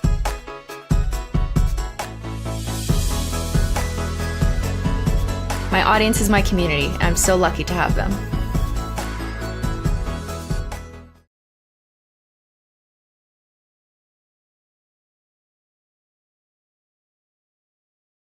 Welcome back to Kitchener Panthers TV on YouTube here. I am Mike Gervais. Mark Pare is with us sporadically tonight as he's had to switch over to producing tonight. Panthers trail the Jackfish 11-5 as we head to the top of the eighth. Number 9, Ethan Hunt. On that note, anybody that is looking to volunteer for the Kitchener Panthers 2025 is wide open. Sign on up, and we'll definitely hook you up and get you in the right position at the start of the season. It's a fun time. It really is. I've been here with the organization since 2013, and I wouldn't keep coming back if I didn't have fun. So I've been since 2018. First as a news reporter back when I was working for City News Kitchener, and at the onset of the pandemic, had the season canceled. 2021 comes around, and hey, you're a broadcaster. You want to come on and call our games? Yeah, sure. Why not? Vasquez ahead of Ethan Hunt here, 1-2. Hunt does have a run scored and an RBI today. Other than that, he's had a few unlucky at bats. He's hit the ball hard, but nothing to show for it after that first at bat in the second inning. In the bottom of the ninth in Hamilton, Majors lead the Cardinals 4-1. So getting to the last licks for the Cards. Yes, it is. Hey, that London Majors team, they're on a mission. Ooh, that pitch comes inside to Hunt. And I think the thing is with that Majors team is, their pitching has improved so much from year to year. The hitting is started to bump up a little bit again. But, Jose Arias, the ace of that staff. And Hunt swings and misses for strike 3. First start of the 8th inning. That'll bring up Tyler Dupuis. Now batting shortstop. Dupuis, 2 for 4 today. 2 runs scored, an RBI, a strikeout, and a flyout to center. Yeah, that London team, Braden Farrington coming back. He started in a few more games. Skylar Janice has been deadly out of the pen. Travis Keys, Victor Piano. First pitch into Dupuis called for a strike. And there are 2 outs in the bottom of the 9th for the Cards. They did just get a base runner over to first. 0-1 to Dupuis. Pitch misses high for a ball, 1-1. But here in Jack Couch, Panthers trail the Jackfish 11-5, top of the 8th. If you joined us late, the Jackfish jumped out to a 4-0 lead in the second, a 6-0 lead in the third. It was 6-1, then 8-1, and then 11-1. The Panthers have come back to make it 11-5. And a 35-minute rain delay in the midst of all of that. Yeah, just starting the top of the 4th. So, but we're glad that we're 99% going to get this game in. Dupuis, chopper over to third, fires and gets him over at first base. Nice play by Parsons on the strong throw over to Misa to nab the speedy Dupuis, 2 down. Because yes, if you would have asked me at 8 o'clock if we were going to get all this game in tonight, I said there was absolutely no chance that was going to happen. And again, the skies can open up at any time, but I'm pretty sure we're getting this game in tonight. I'll bring up the top of the order for Jonah Weisner. Weisner takes the first pitch in for a strike, 0-1. And that is a final in Hamilton now. So the London Majors win game 4 in Hamilton, 4-1 to advance. 0-1 pitch in there for a ball, 1-1. So if this scoreline holds, the semifinal will be set. It'll be Welland and Guelph and Pare and London in the second round. Swing and a foul down the left field line by Weisner, 1-2. That Welland Guelph, at least he could hop down Highway 6. Yeah, you can come join me in Hastings Stadium. Yeah. You'll be there Saturday. I will be there Saturday. It's nice to be wanted. 1-2 pitch in for a strike. And Vasquez sets him down in order on top of the 8th. Panthers trail the Jackfish 11-5. We'll be back after this.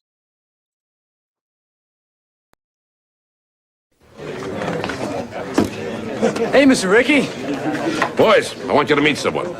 Outstanding athlete, the former second lieutenant in the United States Army, and your new second baseman, Jackie Robinson. Hi, gentlemen. Et maintenant va donc les Royaux. And now batting for the Royals, le deuxième but, the second baseman, Jackie Robinson.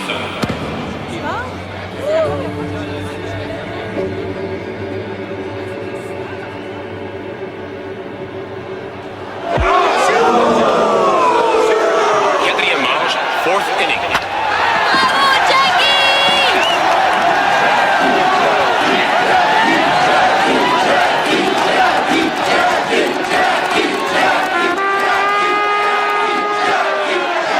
Record numbers of cheering Montrealers helped Jackie Robinson break baseball's color bar that year. He never forgot the city that launched his journey to baseball's Hall of Fame.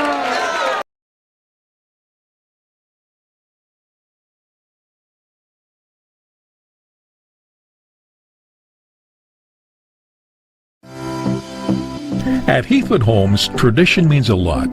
Their reputation for quality, service, and customer care are all part of Heathwood's tradition. And that has made them the most successful new home builder. Thousands of people are now proud to be living in a Heathwood home in one of their many outstanding communities. And you can too. Visit heathwood.com to learn more about their fabulous communities. With Heathwood, you'll be home at last.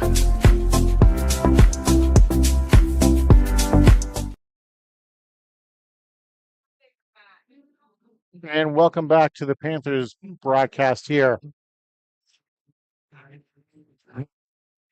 Panthers trail the Jackfish 11-8 as we go to the bottom. Sorry, 11-5 rather, as we go to the bottom of the 8th. New pitcher in for the Jackfish, Brandon Markland. It's a guy that's really come out of the bullpen a lot more as the season went along. Started as a starter, but has really come into his own as a reliever. Yeah, 12 games on the year, 6 games started, 6 out of the pen. First batter to face is AJ Carosis. AJ 1 for 4 today. Markland in his first IBL season. Pitched to a 6.42 ERA so far this year. In the regular season, that is. 0-1 to AJ in there for a strike, 0-2. 28 innings for Markland. Gave up 21 hits, 22 runs, 20 earned. 17 walks, 26 Ks. So Panthers top of the order will be tasking themselves just a little bit closer here. 0-2 to Carosis, swing and a miss, strike 3. Carosis down swinging. That'll bring up Nolan Misa. Misa's had himself a good day.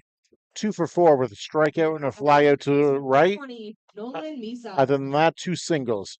Hasn't come around to score. He's been stranded each time, but hey, there's a first time for everything each night, so hopefully Misa can come around to score. Markland gets the sign, delivers. That ball was in there for a ball, 1-0. Markland started the 2024 season in Quebec in the Frontier League. He spent a year in Auckland, New Zealand in Australian baseball before signing with Kansas City. That ball's in there for a ball, 2-0. So Can you tell him to unplug downstairs and replug in? Because I'm getting bars. knocking off a little bit of dirt off his cleats there. 2-0 to Misa. Here comes the 2-0 to Misa. Swing and a miss for strike 1. We are having a little bit of technical difficulties with our camera here, so I do apologize for that. We're working on getting it back up and running as soon as we can. Misa is doctoring up his bat a little bit, just get a little bit more stickum on there. Of course, it was a very humid night to start the night, and then the rain came, so making the swords a little slippery. 2-1 count from Markland to Misa. Markland gets the sign, delivers. Swing and a miss from Misa, 2-2. Chased a little bit of a high fastball there. Misa digging in. Markland getting set on the rubber. Markland, of course, wants to get Misa as Raul Gonzalez lurking on deck, and Raul's been on all 4 times tonight. That ball is called a strike on Misa for strike 3. It looked a smidge low to me, but I am up here and I'm elevated a little bit, so I do not have the same vantage point as the umpire. Now batting second baseman number 18, Raul Gonzalez. That'll bring up Gonzalez, who playing second base for the Panthers tonight, not his usual shortstop or third base. Panthers are a little short-handed tonight. That's what happens in the playoffs when you have so many players playing collegiately. Players have to leave at the start of the playoffs, and position versatility comes into play. 0-1 to Gonzalez. Pitch is delivered outside with Markland, 1-1. Eric Martin lurking on deck. Martin 1 for 4 tonight with a single back in the first inning. Panthers trail the Jackfish 11-5, bottom 8. Gonzalez up to bat, 1-1 count. Swing and a miss for strike 2. Raul look to lift and separate there. He's just going to take a walk around to compose himself. And hopefully, again, he can't get all 6 runs back at once. Just chip away, a little single here, a little single there, a walk, whatever it takes. Gonzalez hit by the pitches last time. 1-2 pitch to Gonzalez. Swing and a miss on a slider, strike 3. Markland strikes out the side in the bottom of the 8th. We go to the 9th. Panthers trailing the Jackfish 11-5. We'll be back after this.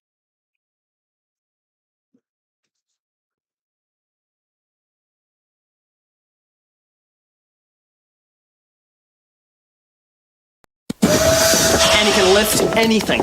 Anything at all. He's that strong. Joe Schuster, will you stop it or you'll miss your train? Now help me find number 5. Strong, but by day he's a mild-mannered reporter. Glasses, a secret identity. Honestly, you Canadian kids. He'd be in this cape. A what? A cape, wearing these blue tights. A hero in tights, really. Here it is. Listen, Lois, this guy is faster than anything, I swear. If you're not fast, you're gonna miss your train. That's it. A bullet. He's faster. No, he's faster than a speeding bullet. Come on, get on it. No one's gonna read a comic strip about a strong man in tights, Joe. It'll never fly. Fly, no. But he can leap over tall buildings. Oh, wow, yeah. See what your cousin Frank says in Toronto. Wait, Lois. I've got something for you. Take it. It's a gift. You never know. It might be worth something someday. Is he great or what? Bye-bye, Lois.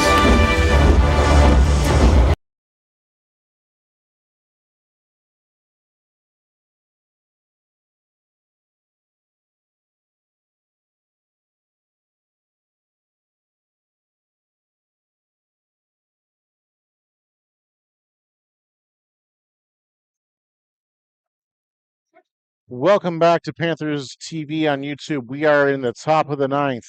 Panthers trail the Jackfish 11-5. Adam Robertson into pitch for the Panthers. He'll be tasked with facing the 2-3-4 hitters for the Jackfish. Left fielder number 24, Grayson Barrett. Barrett, Sanford, and Robert Mullen. Robertson in his 4th IBL season. He won the OUA championships with the Laurier Golden Hawks back in 2018 and 2019. His first pitch into Barrett is in there for a strike, 0-1. And the 0-1 pitch is lined out into right field for a single. So Grayson Barrett continues his tour at base tonight, getting on base for the 3rd time since he's been in for the original center fielder, Gio Morello. Morello got hit by a pitch back in the first inning and was taken out just as a precaution, we were told. So 1 on, nobody out for the Jackfish. Number 13, Jake Sanford. That'll bring up Jake Sanford. Jake Sanford has had himself a heck of a night. 4 for 5 tonight. First pitch in there for a ball.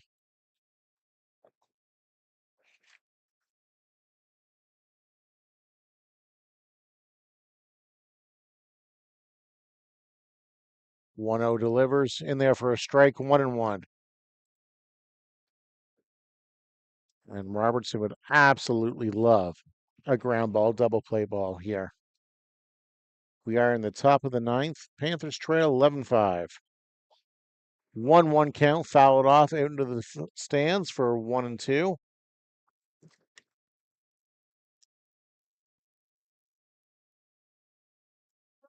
One, two that counts to Sanford. Sanford did strike out in his last at bat back in the 6th inning. Swing and a miss, strike 3. Sanford goes down on strikes. Bring up Robert Mullen. Mullen's had himself an okay day. He's been on base 2 out of 5 times. Single and a walk. For 34, Robert Mullen. Other than that, a couple flyouts and a ground out. So Mullen comes up to bat, 1 on, 1 out here. Do apologize for some of the technical snafus that we're having. Our camera seems to have shorted out downstairs. So Mullen swings at the first pitch and pops it up back behind the broadcast booth. I thought we might get another thump on the roof here, but just behind us. I think we've only had 1 this year. we had 2 in the last game. Oh, well, So there we're you up go. to 3. That shows what I know. I wasn't here last game. Swing and a fly ball. Back to the wall, and that ball is caught for out number 2. Still 3 all year. That's not bad. For those scoring at home, that's an F9 on your score sheet. That is an F9. Center fielder number 10, Mateo Porcelato. Anybody who wants to learn how to score a ball game, you get a hold of me. I will gladly teach you. It's a lost art. It really is. First pitch to Porcelato, swing and a line drive to center field, and that ball is caught by Eric Martin. Robertson does his job, holds the Jackfish at bay. That's an F8 on your scorecard. Panthers trail 11-5, but we better see a whole bunch of colored diamonds here in the bottom of the ninth if the Panthers want to keep their season going. We'll be back after this. Hey, Mr. Ricky. Boys, I want you to meet someone. Outstanding athlete, the former 2nd Lieutenant in the United States Army, and your new second baseman, Jackie Robinson. Hi, gentlemen. Et maintenant bâton pour les Royaux. And now batting for the Royals, le deuxième but, the second baseman, Jackie Robinson.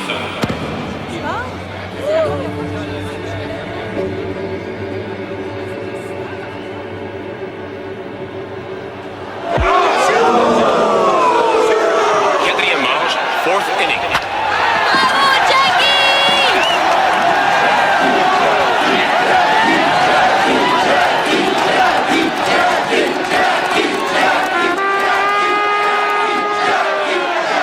Record numbers of cheering Montrealers helped Jackie Robinson break baseball's color bar that year. He never forgot the city, but launched his journey to baseball's Hall of Fame.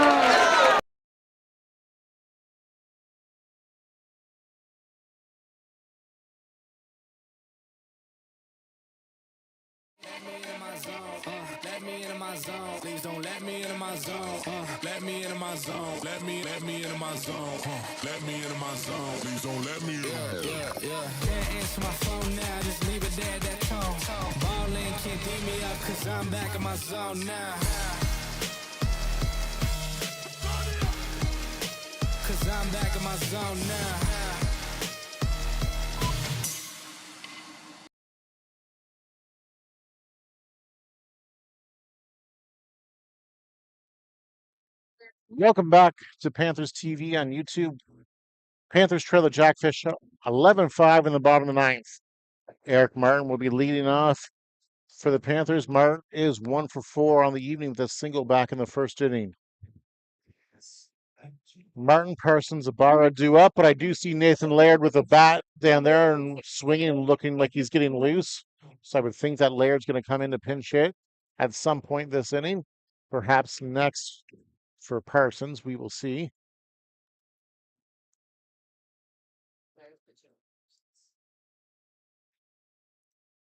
First pitch to Martin. Outside for a ball, 1-0.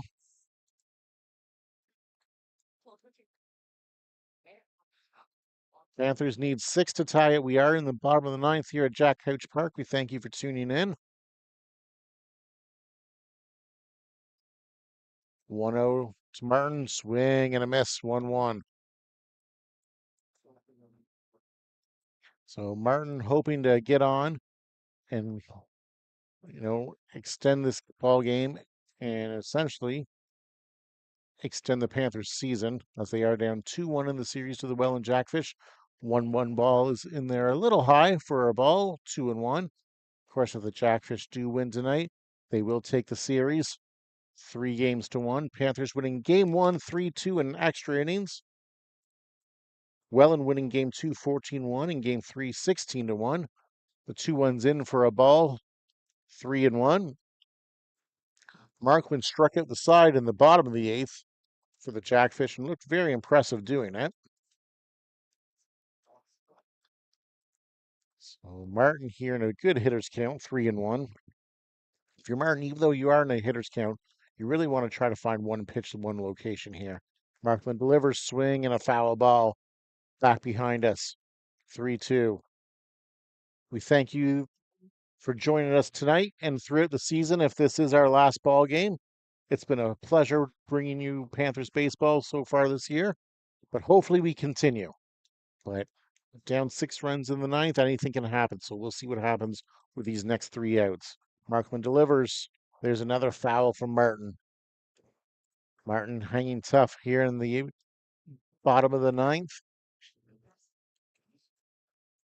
Adjust the batting gloves, get a little bit of a different grip on that bat. Step back in. Markman gets the sign. Martin steps in.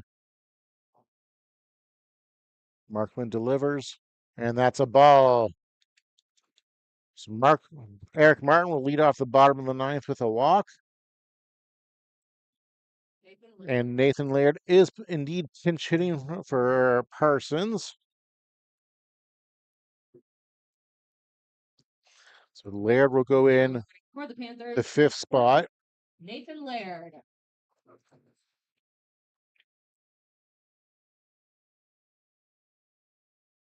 Laird so far in the playoffs, 1 game, 3 at-bats. Hitless in those 3 at-bats with 2 Ks.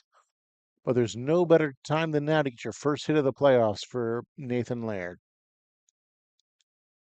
Markman delivers, swing and a miss, strike 1 on a high fastball.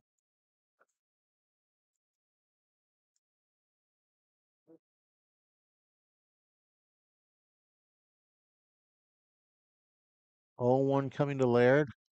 Martin a decent lead off first. They're not really holding him on. Swing and a miss 0-2. If I'm Eric Martin, I'd just trot on down to second base there as they're not holding you on and not paying attention.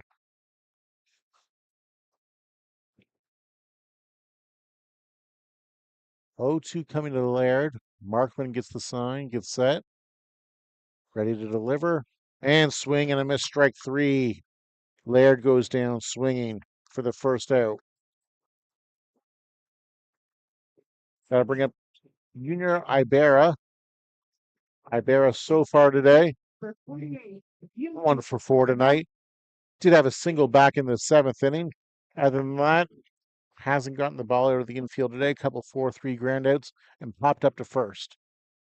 First pitch to Ibarra, a little bit outside, 1-0, a little high as well. Ryan Burnside on deck if it gets to him.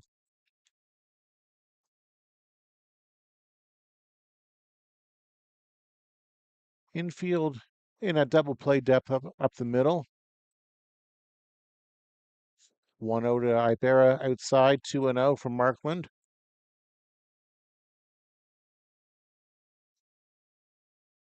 Junior would gladly take a hit out to right field for a single like he had his last at bat. 2-0 coming to Junior. Markland delivers. Swinging that ball's fouled back out into the parking lot. Hopefully it doesn't hit any cars. I went down and did some scoring down in Hamilton last week because they were a little short staffed, and that's what we do in the IBL. We help each other out. Yep. And it's all about communication. We stay in touch with each other all throughout the season. It's the reason why, we've built such great relationships with, teams in this league. It's all about being able to help each other out, lend a hand where it can. exactly.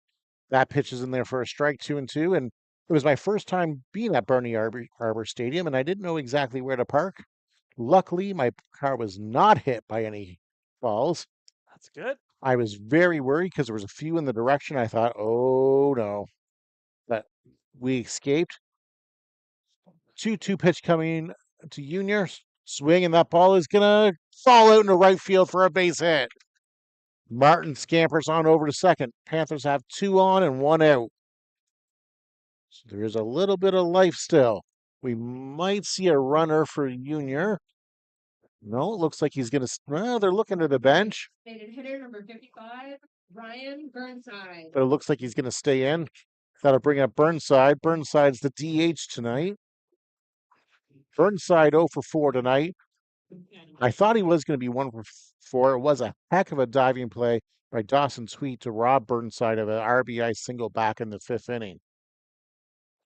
First pitch to Burnside is in for a ball, 1-0. 2 on, 1 out. We are in the bottom of the 9th. If you joined us late, Jackfish lead the Panthers 11-5 in Game 4 of this IBL playoff series. If the Panthers don't get 6 here in the next 2 outs, it's all over for the Panthers this year. Swing and a miss from Burnside, 1-1. It's the count. We thank you for tuning in tonight. We've had a great audience on YouTube. Even if they're preoccupied with whatever's happening in the chat right I hear the chat is hopping. I'm kind of jealous that I'm not able to watch it, but I'll get the Coles notes after the game. 1-1 count is out for a ball, 2-1. Well, trying to moderate it as best as I can, working the stream and trying to Again, concentrate on a baseball game. Again, we all pull multiple duties up here in the broadcast booth. If you'd like to come and volunteer in 2025, reach on out to the Panthers. Swing and a miss from Burnside, 2-2. We'll get you set up with a role that suits your strengths, and you'll have some fun throughout the summer. Just for the record, there is my X account feed on the screen. Reach out to me through the DMs if you do want to participate in 2025. 2-2 to Burnside. Burnside pops it up, foul. Looks like it's going to be out of play. Hey, there's another roof dunker. There's 4 on the year. That's the first one that I've been here for this year. Really? Yeah. I thought I was going to go all season without getting one. Anyways, back to baseball. 2-2 count to Burnside. 2 on, 1 out.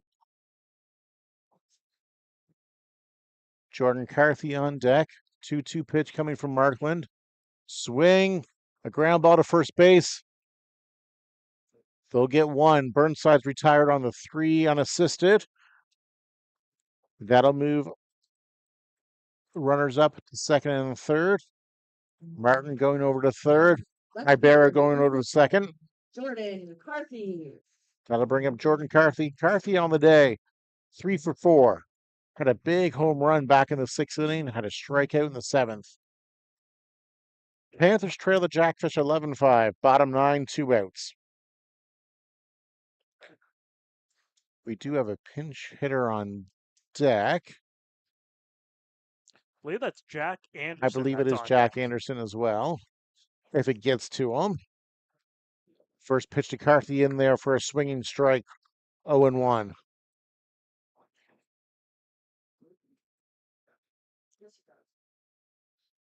Yeah, last-ditch effort here for the Panthers.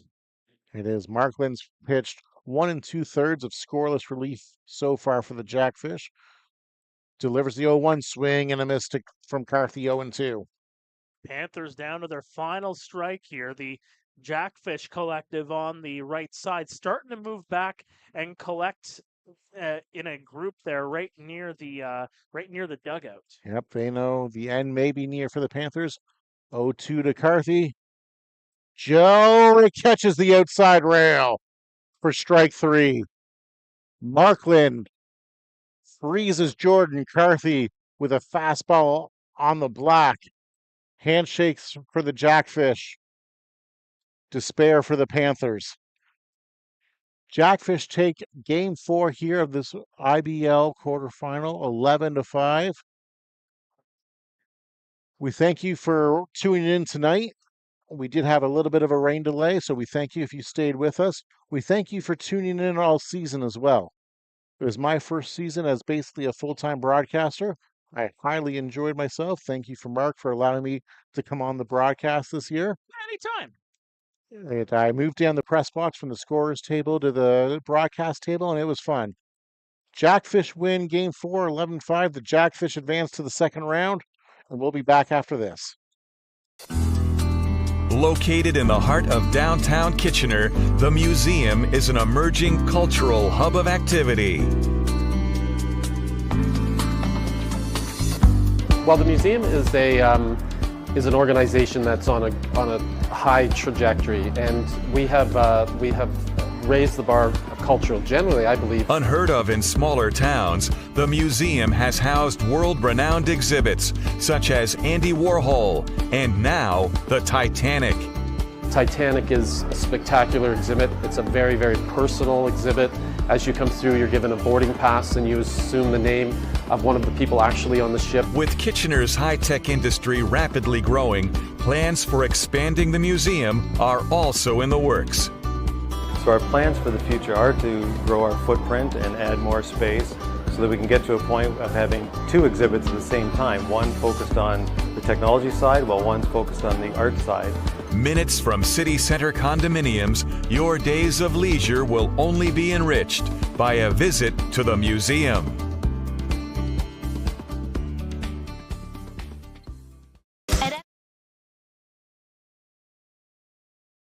The handshakes at home plate.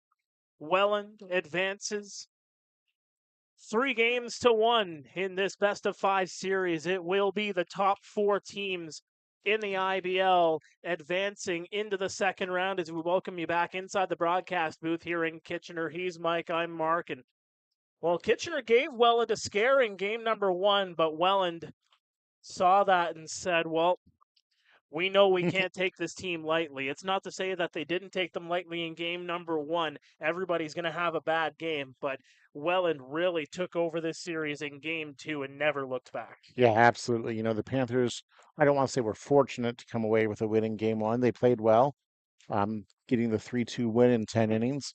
Raul Gonzalez with a big RBI in extra innings to win that game, but the depth of the Jackfish lineup started to show out in games 2 and 3, and to a lesser extent here in game 4.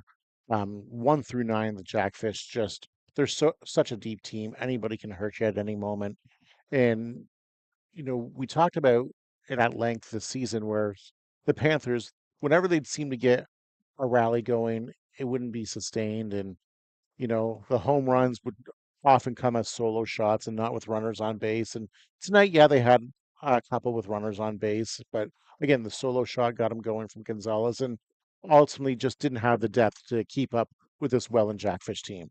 You know, Yadier Martinez gets the start in game 1. He gets the start here in game number 4 as well. Got lit up a bit early on in this game, giving up 4 runs in the second inning. Had a little bit shorter of an outing than he did in the opening game of this series, but you know, now we're at a point where we're talking about 2025 for the Kitchener Panthers. There's a lot on the horizon, including a bid for a new owner, a new ownership group. Right. You know, there is a lot to look forward to if you're the Panthers organization. It's been a rough season, let's just put it that way.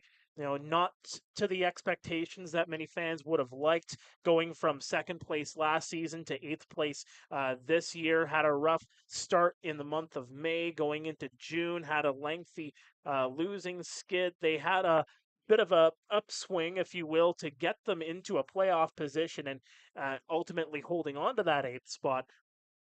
But for the Kitchener Panthers going into 2025, you know, the pitching is still going to be something that they're looking upon as something to improve upon. Right. You know, the ERA still has to tick down a little bit lower. The offense is there. Let's just be clear with this one. This is the second highest scoring team in the IBL here in 2024, despite being an 8th place team, Right. the second most home runs. They are in a hitter-friendly ballpark, so you pick up a few offensive pieces, but the focus, no doubt, going into 2025 will get that new owner or new ownership group in, and probably move from there. That's probably going to be Oh, for sure. item numero uno. But secondly is going to be bring in some pieces, bring a couple pieces back, Yep. and try to improve on the pitching staff. It's not easy in this ballpark by any means. No, it's not. And as long as you play in Jackfish Park, you're always going to have a pitching staff that ranks probably mid-tier of the league at best because of the dimensions that this ballpark plays in. And something that I'd like to touch on is this ball club was such a young ball club this year as well, It too. was, yeah. And, a lot of the players weren't here at the start of the season because they're still coming back from their collegiate careers. I'm not saying that that was an excuse, but when you're missing key pieces at the start, the Panthers lost what, their first 5 games, I think it was this year. That's a big hole to climb out of, right?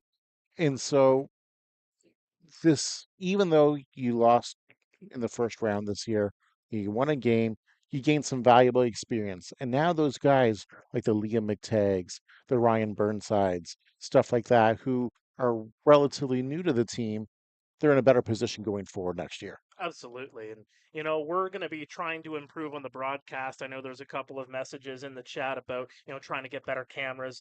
Don't worry. It's already on our list. It's already on my list to try to add a little bit more to this broadcast here for 2025. Had a little things behind the scenes that we've had to deal with here in 2024. Did the best that we possibly could with what we had. Finally got a center field camera. It's definitely an improvement. For 2025, my asks are already in the books, and hopefully the new owner sees those asks and see what we can do for Now, 2025. that being said, the more we ask for, the more volunteers we're going to need as well, too. That's the extra key too. So for all the pieces that we want, you need the people We around need bodies. you. You need the bodies. It's a working man's league. We're working men as well. That's right. But we do need volunteers to come on board. We'll send out information as the calendar turns from 2024 to 25 when that new owner comes into place. Of course, try to figure out all our P's and Q's, if you will. That's right. And try to sort everything out ahead of 2025. And it's looking up, that's for sure, for the Right. Kitchener Panthers. Yep, it is. And, I know it's somber right now. It always is at the end of the year, especially when you don't go on a run like you wanted to, but there's good things to look forward to on the horizon. For Welland Jackfish fans, they got some things to look forward to on the horizon as they continue to defend their IBL championship. Can't get rid of me that easily.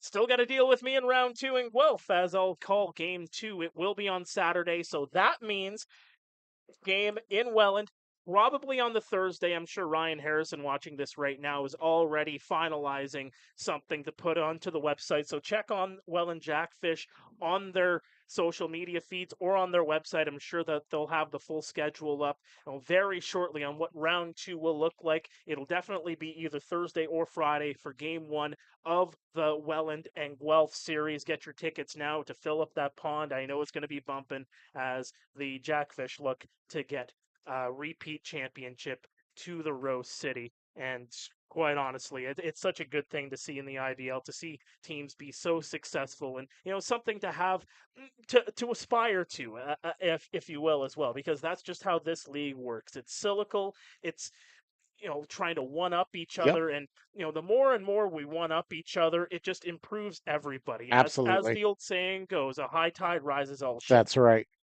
And I think that's a good place to end it on tonight, Mark. I think so. Well, it's been fun, partner. Thank you so much Yes. for coming in and filling in and helping us out throughout 2024. I'll see you for game 2 in Guelph. Jackfish fans, for Panthers fans, we do thank you for joining us all throughout the year 2024, and we will see you back here at Jack Couch Park for 2025.